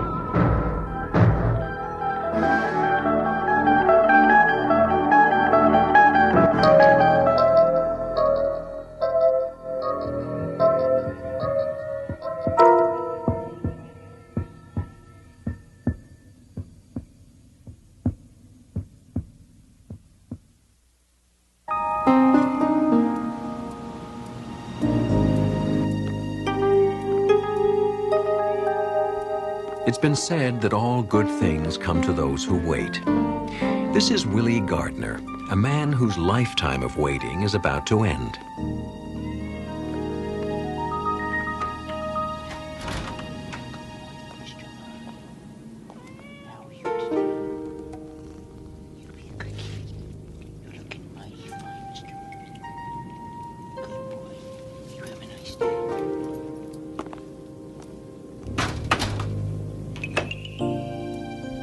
Willie Gardner, a man with limited space, limited horizons, and limited contact with humanity.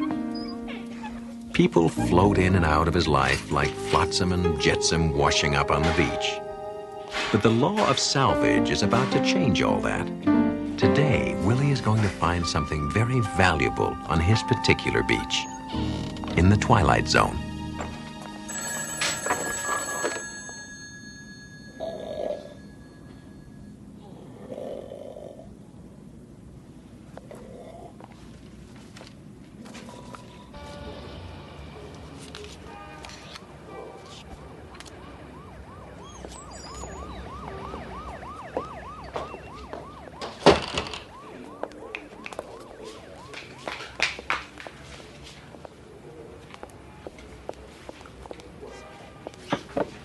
Hi, Willie. Hi. Candy. Candy, right. I was just wondering, Willie. You don't mind that I call you Willie, do you? Mm, I don't mind. I was just wondering if you'd like to go for a walk or take in a movie, something nice. You mean go out? Me and you? Yeah. Well, I don't get it. I mean, we don't even talk other than you need change for the payphone or something. Well, sometimes it takes time to get to know someone. You know what I mean? I don't know. Well, okay, if that's the way you feel. No, wait. Hey, I really would like to go out with you. That'd be real nice. Yeah, really? Yeah, we could go for a walk. How about tonight? Yeah, sure. As long as you got $50. Nobody rides for free, Willie. Haha, very funny.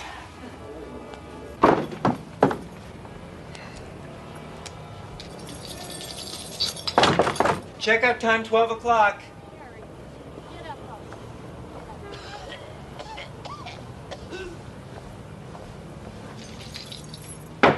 Checkout time, 12 o'clock. Good morning, Mrs. Kudaba. How are you today? Good morning. I'm just fine, Mr. Gardner. And how are you? Fine, thank you. About the rent, I'm sorry I'm late again, and I know that. But you see, my checks is late. I understand. Mrs. Kudaba, does it ever bother you? I mean, being around all these one-nighters? Where can I move for my Social Security? I guess you're right. Mrs. Kudaba, yeah, don't worry about the rent. If the landlord asks for it again, I'll cover for you. Such a nice boy, Billy. You know what? You should find a nice girl, get married, have some kids. Unfortunately, I don't get to meet many nice girls around here, Mrs. Kudaba. Well, that's a shame. That's all I can say. That's all right. It's no problem. Bye.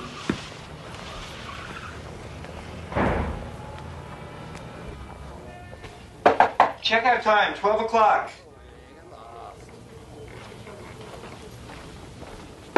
Checkout time.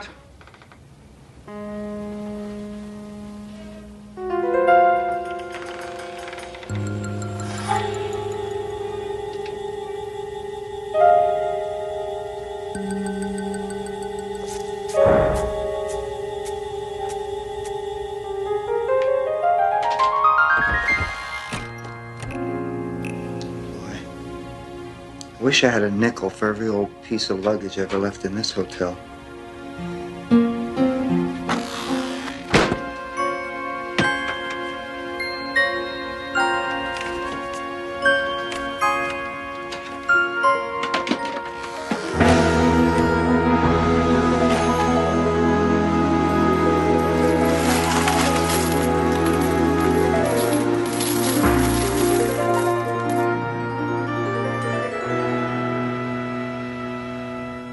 One, 102, 103, 104, 105, 106, 107, 108, 109, 110. This is gonna take forever. Wait a minute.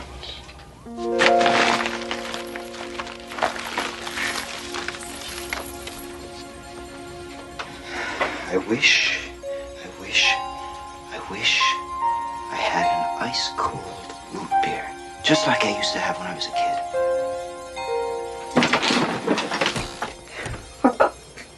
This is great. What do I need you guys for? I can have anything I want.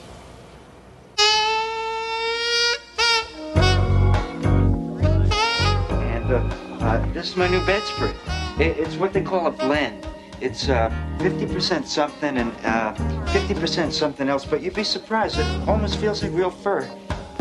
Mary, I don't mean to be rude, but I'm expecting some other guests. Hey! You leave? How's it going? Fine, Annie. Just fine. Thanks for coming. Hi, Candy. Hi, Willie. Thanks for inviting us.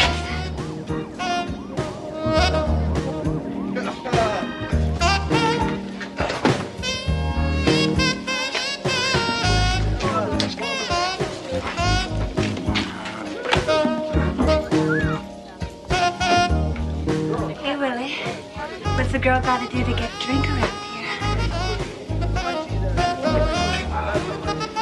you doing? It's not for the TV. It's busted. No, it's not for the TV. It's for the stereo. It's not busted. Watch. Volume up. Volume down. Volume up. Volume down.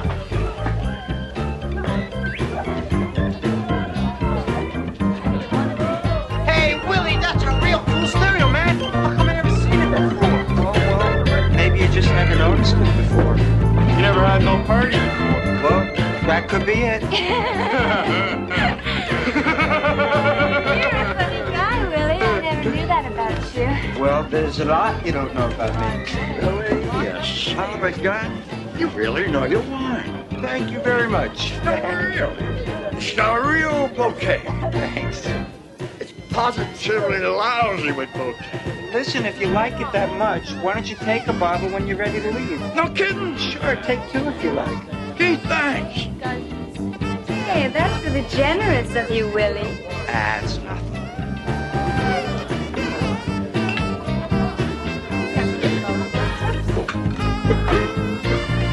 You're fresh, old buddy. I hope you're not leaving now. Yo, Willie, that sucker just took the last 3 bottles of wine. Oh, it's okay. Don't worry about it. No, please, calm down, everybody. There's plenty more where that came from. I'll go get it. Oh, I'll go with you. No, that's okay. You stay here and enjoy yourself. I'll just be a minute. I wish I had another case of my favorite sparkling champagne.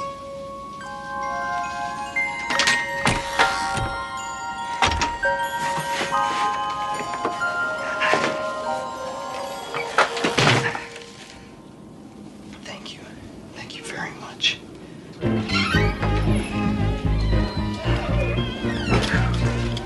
Good evening, Mrs. Kudaba. Oh, hello, Mr. Gardner. Sounds that you have lots of fun down there in your place. We are. Why don't you come on down and join us? Nothing personal, but some of your friends are hoodlums. Oh, they're not so bad. Come on down. Have some fun. No, I'm told for that kind of thing. Okay, shoot yourself. Good night, Mr. Gardner. Kudaba.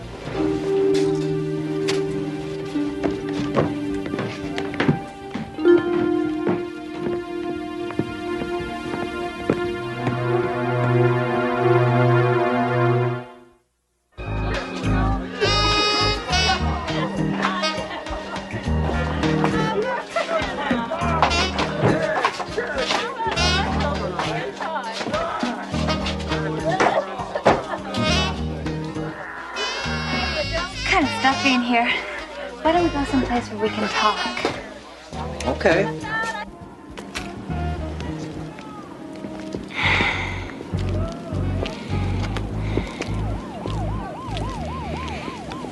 It's real pretty out here, isn't it? Really pretty.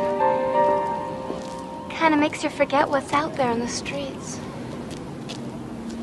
Candy. What is that short for? Beats me.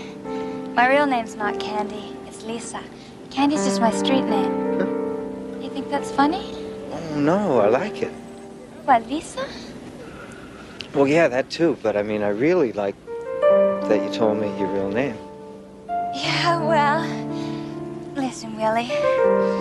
What's a nice guy like you doing without a girlfriend? Don't you like girls? I like you. Well, maybe that could work out, you know what I mean? Not really.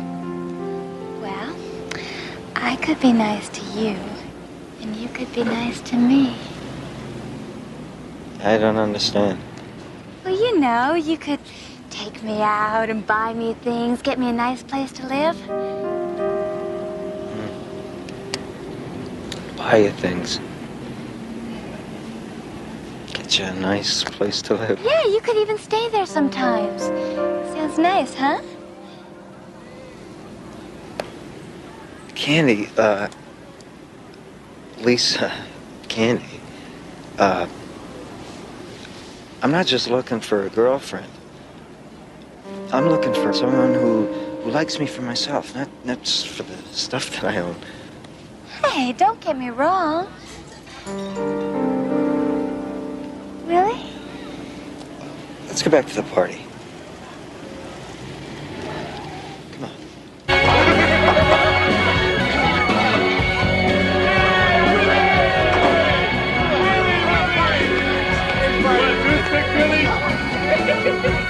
You throw a great party, Willie. Yo, Willie!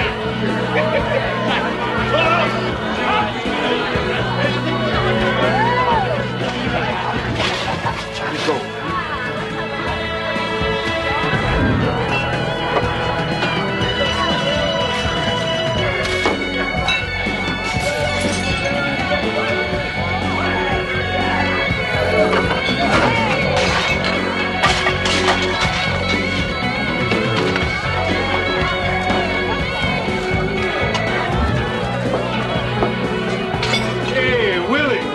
I was checking out your TV set. Great color. Now, I was wondering, there's this big game on tomorrow night, and could I borrow it? Just for the day, you understand. Keep it. Serious? Serious. Take it. You got it.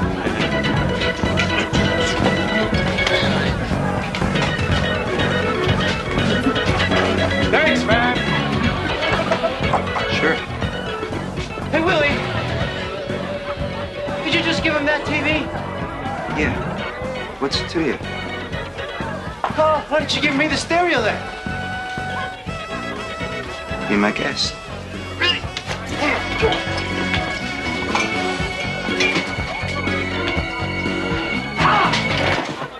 easy. All right, stereo, baby.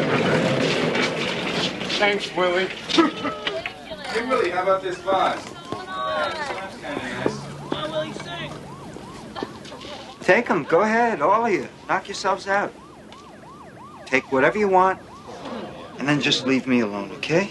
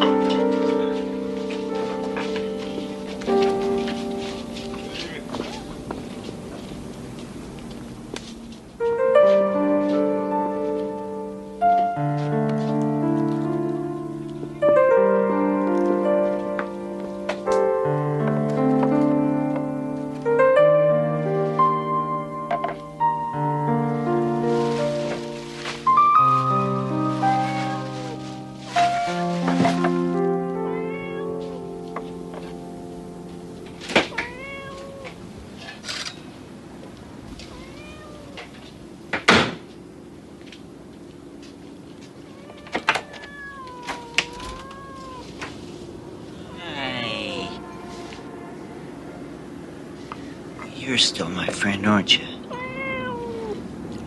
Well, at least you're honest about it. Hey, Willie. Party's over? What can I do for you, gentlemen? That depends. Depends on what. On what you got. I don't got anything. It's late. I appreciate you dropping by. Hey, you shouldn't be so rude to your friends, Willie. You're not my friends. Look, you guys don't fool me anymore.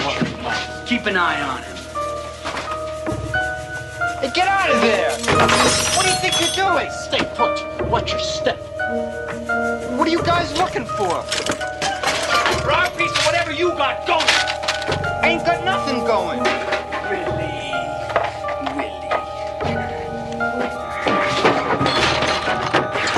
Now look, I don't know if you knocked over a bank or what, but we want our cut of the action.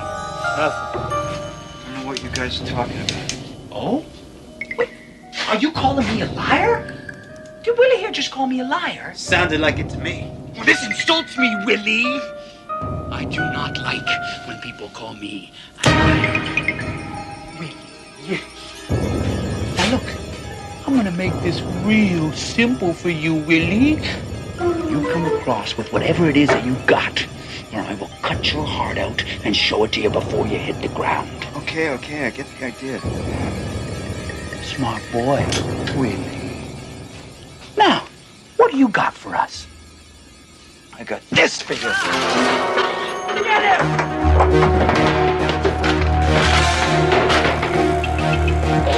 Come on! You went this way, come on! You are dead, you are a corpse! Hey, you guys, what are you doing there? I'm calling the cops.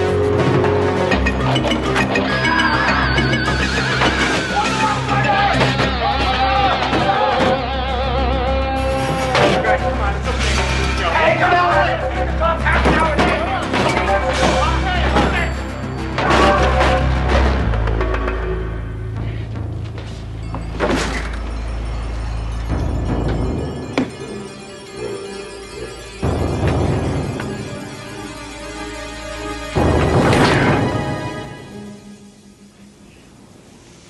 Not here.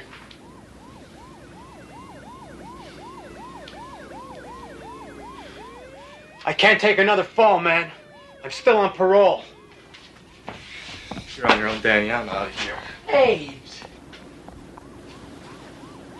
Where'd the guy go? Can't just disappear.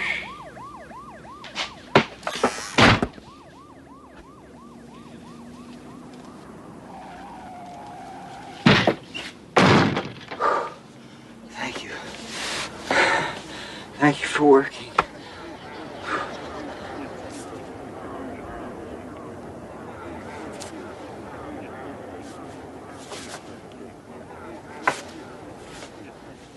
Hey! Hey! Hey, open up! Hey! Hey! Hey, open!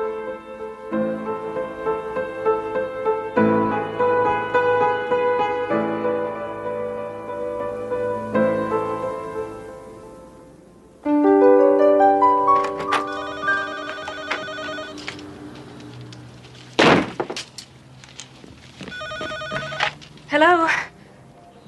Oh, hi, Mom. How are you? Mom, I'll be okay.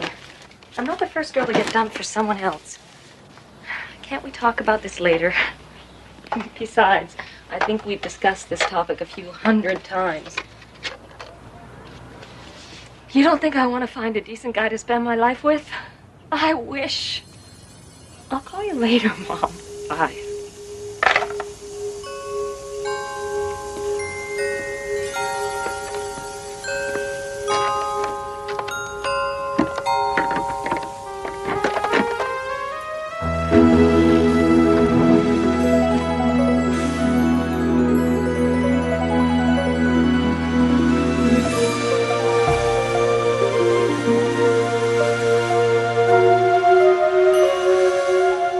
Willie Gardner, a simple man who discovered in a steamer trunk the difference between possessions and real wealth. Once adrift in a sea of humanity, he's finally found a safe harbor in a port of call known as the Twilight Zone.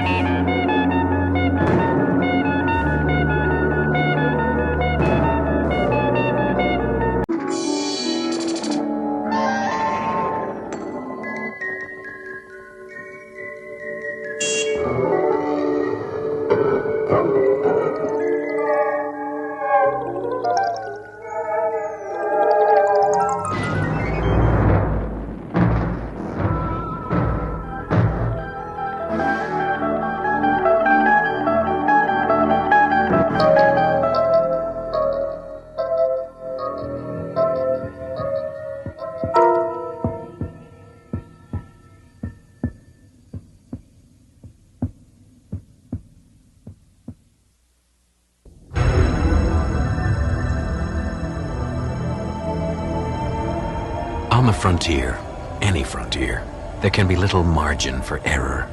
Just as the first covered wagons making their way across the American desert had a finite supply of food and water, so too on this even vaster frontier are there laws that must be strictly observed.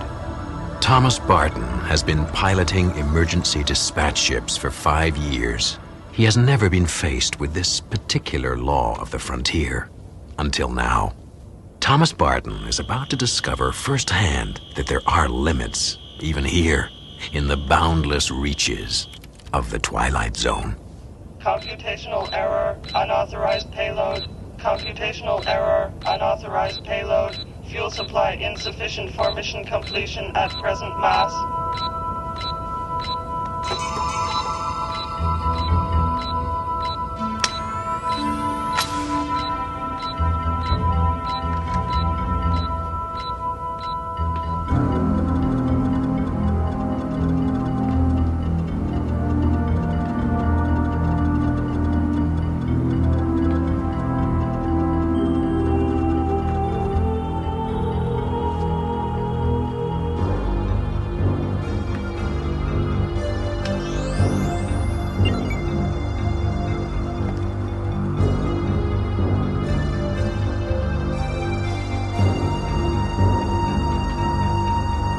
All right, come out of there. I said come out of there.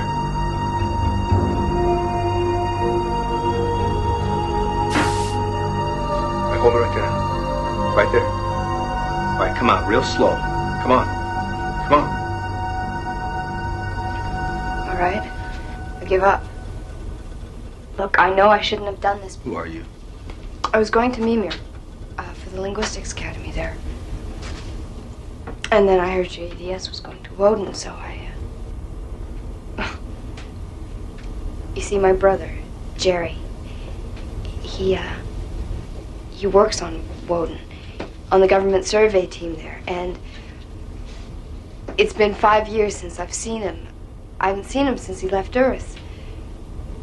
You see, it was just sort of the two of us growing up, and, well, I knew it'd be like a year before I'd see him again.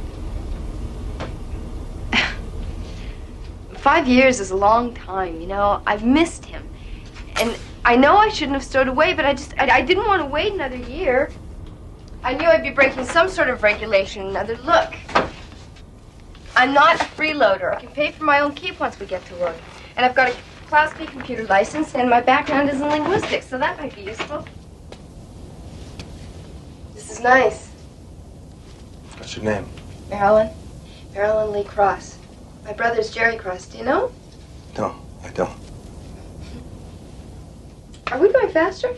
Yeah, I shut off the engines that were decelerating us as we moved into Woden's star system. I'm trying to save a little fuel for a little while. Why? Stardust, this is EDS 34G11. Barton speaking, priority blue. I need to speak with Commander Delhart immediately. Are you gonna... Priority blue acknowledged, Barton. Patching you in. Are you gonna ask them to come back for me? Don't! Barton, what seems to be the problem? Commander Delhart, we have a stowaway on board. I see. I assume you've followed standard procedures. Negative, sir, I have not. Commander Delhart, the situation is a little unusual here. The stowaway isn't a criminal or a smuggler. She's a girl. What? Yes, sir, a teenager. She wants to see her brother in Woden. She didn't even know what she was doing. Oh. Commander Delhart, is there another cruiser in the area? A freighter or another scout ship? No, you're too far out. We're the only ship within 40 light years. What about sending out another EDS? It would never reach you on time. What about a ground-to-space transport from Woden? Anything at all, sir? No, I'm sorry. There's absolutely no possibility of intercept. There's just nobody out there to help. Martin, I'm sorry. I wish to God there was something I could do, but there isn't. You do understand that, don't you? What does he mean? Yes, sir, I understand. I'll get ship's records to Coronel so we can make the necessary notifications. Delhart out. Are you gonna tell me what he means? The ship is carrying serum for cholera fever. Back to Group 1 on Woden. Their base was hit by a meteor storm. Their supply was wiped out. Do you know what cholera fever is? No. It's like meningitis. It's quicker and more painful. Group 2, where your brother is actually 8,000 miles away across the Western Sea from Group 1, so there's no way they can get back to Group 1 in time to help, which means 35 men are going to die unless the ship with the serum reaches them on schedule. I see, so I'm throwing you off the schedule? EDS, this is ship's records. EDS. This is EDS, I acknowledge. We'll need all the data on the subject's identification disc. One moment, please. I see your identification disc.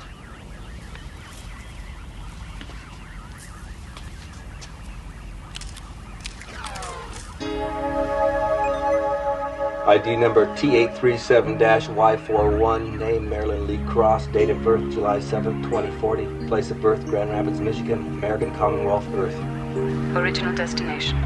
Port City, Mimir. Time of execution. What?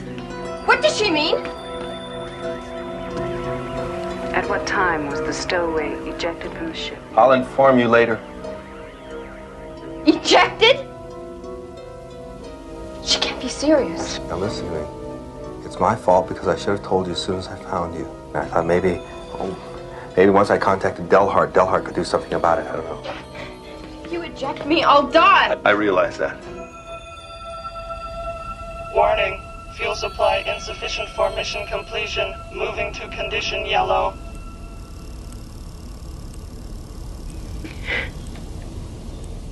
I didn't hurt anybody. I just wanted to see my brother. Nobody wants you to die, and nobody would ever let it be this way if there was anything humanly possible they could do to change it, but there's not. I mean, these emergency dispatch ships are given just exactly enough fuel to get to their destination, maybe a little extra to allow for atmospheric turbulence. And my added weight will cause it to lose its fuel before we reach the ground. Yeah, it'll crash, and you and I'll die, and so will 35 people waiting for the serum. What about the Stardust? Can't it come to pick me up? No. God, it's carrying medical supplies and food to the outer colonies, and hundreds of people will die if it doesn't reach its destination on schedule. You talk like this happens every day, you know? Just like you're throwing some excess baggage overboard. You don't think I'm gonna have to live with this for the rest of my life? I mean, every night when you come to me in my dreams, don't you think if there was something, anything I could do to help you, I would do it? Entering Woden gravitational vector phase 1. Engine ignition must occur at T-minus 85 minutes. Mass must be reduced.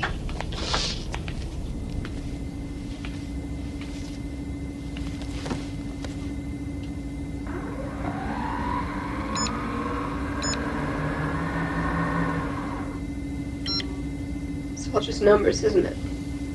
Ratios. Equations. It's nothing personal. It's just mathematics.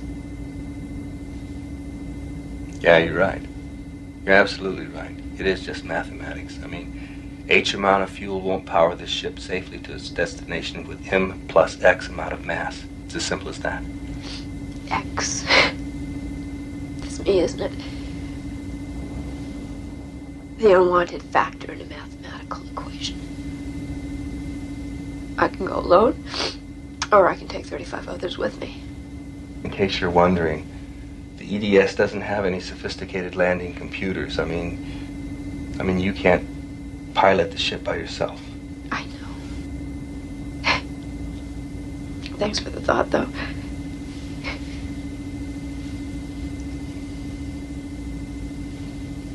Isn't there anything else?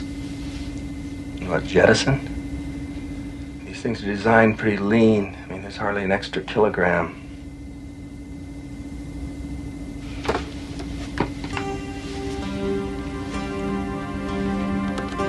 Wait a second. Just wait 1 second. Warning. Fuel supply insufficient for mission completion.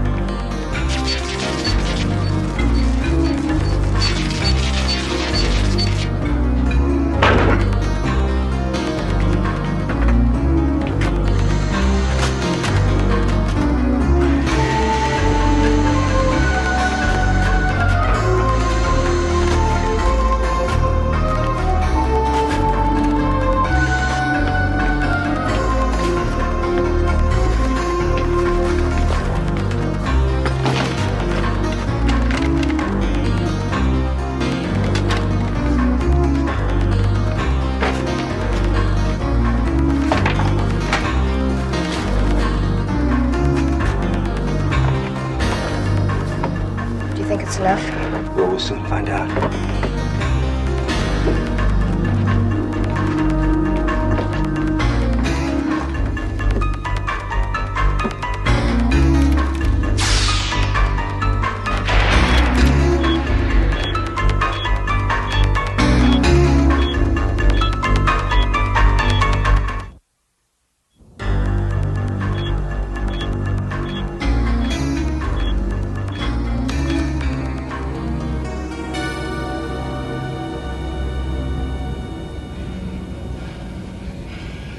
Damn it, that's not even half what we need.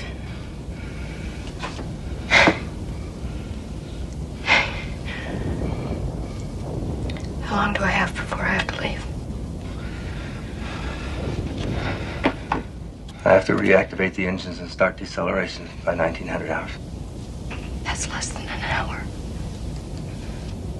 Oh, God, how did this happen so fast? It's different out here. I mean, it's not like Earth. The frontier's so vast that there's no margin for error out here. I mean, you make a mistake, there's nobody can help you. Entering Woden gravitational vector Phase 2 engine ignition must occur at T minus 75 minutes. Do you want to talk to him? Your brother? Do you want to talk to your brother? I think we're within range now. Yes. EDS 34G11 to Group 2 on Woden, please copy. Group 2, Woden. We copy EDS. Jerry Cross, please. It's urgent. Jerry? No, he went out on a reconnaissance mission. He won't be back for a while yet. Over. Please notify him as soon as possible, then signal us. It's urgent. EDS out.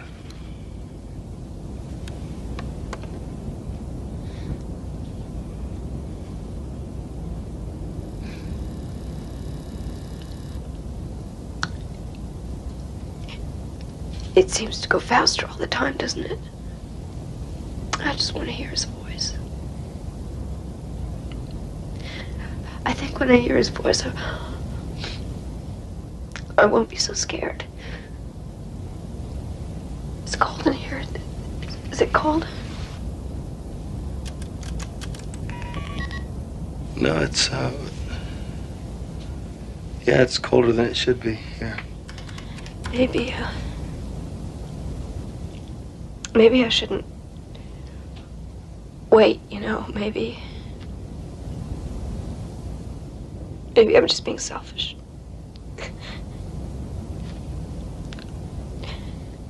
Maybe it would be better for Jerry if you told him afterward. No. No, that's not what he'd want. He'd want you to wait.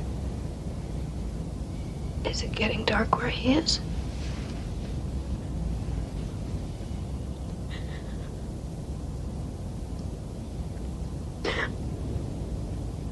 I've heard everyone I love. I've been so stupid, so selfish. It wasn't your fault. It really wasn't your fault at all, and they'll understand that. I'll never be able to tell them. I never took them for granted.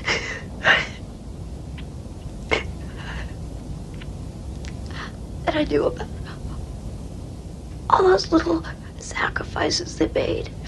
Also, I wouldn't have to do without. God.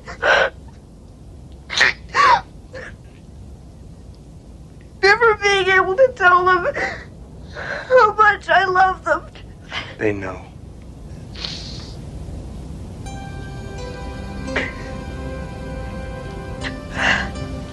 I've read about how people look when they die in space.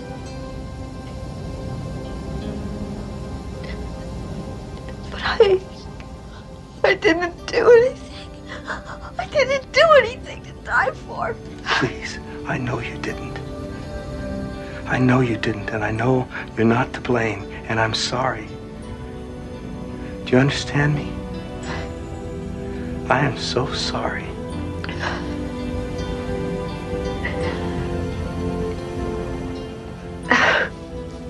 I'll be okay. Signal transmission from G2. Jerry?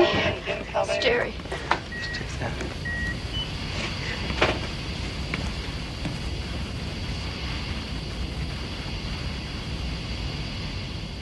Cross here, what is it? EDS, come in. Gerald Cross here. Jerry? I wanted to see you. Marilyn? Is that you? What are you doing on an EDS? I wanted to see you, Jerry, so I hid on the ship. You hid? The stowaway. I didn't know what it would mean. Oh, Marilyn, what have you done? I didn't mean to hurt you, Jerry. I just wanted to see you. Sorry, don't cry, sis. I didn't mean it to sound that way. It's just that it's unfair. It's because of me. Oh, don't feel like that, Jerry. Don't let me go knowing you feel like that. EDS, have you called Stardust? Is there anything? There's nothing he can do, Jerry. He tried everything. No one can help me now, I know that. I just wanted to say goodbye, Jerry. The planet's starting to swing. We're losing contact with the base now. Jerry, you're fading away, so I have to say goodbye now. But maybe we'll see each other again. I'll be nothing you can see, but I'll be there. Always think of me like that. Always. Always like that. Never any other way. Goodbye, Jerry. I love you. Marilyn, I love you.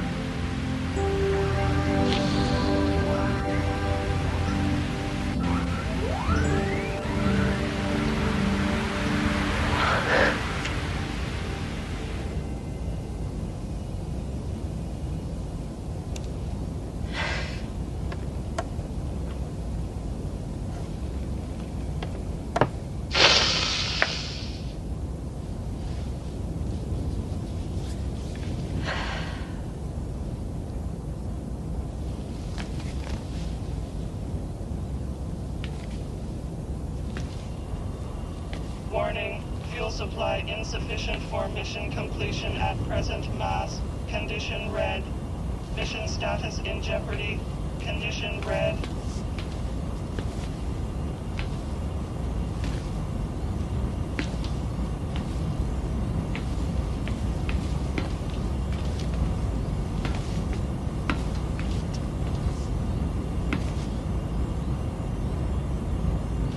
I'm ready.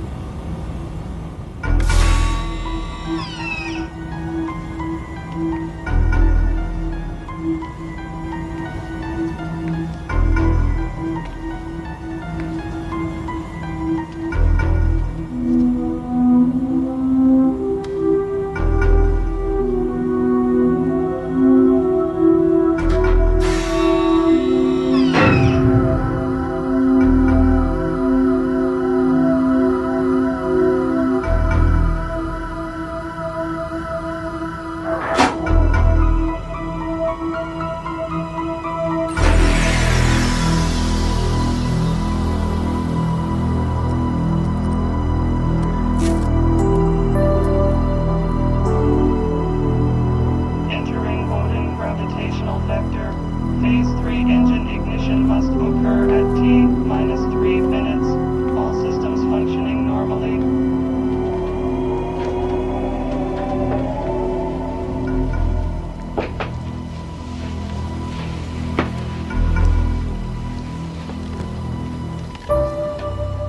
In the darkness, Thomas Barton hurtles towards his destination with the realization that there is room for emotion on the wilder frontiers of the universe. Emotion and the memory of a girl who had not known that sometimes it takes a human life to balance a cold equation in the black geometry of the Twilight Zone.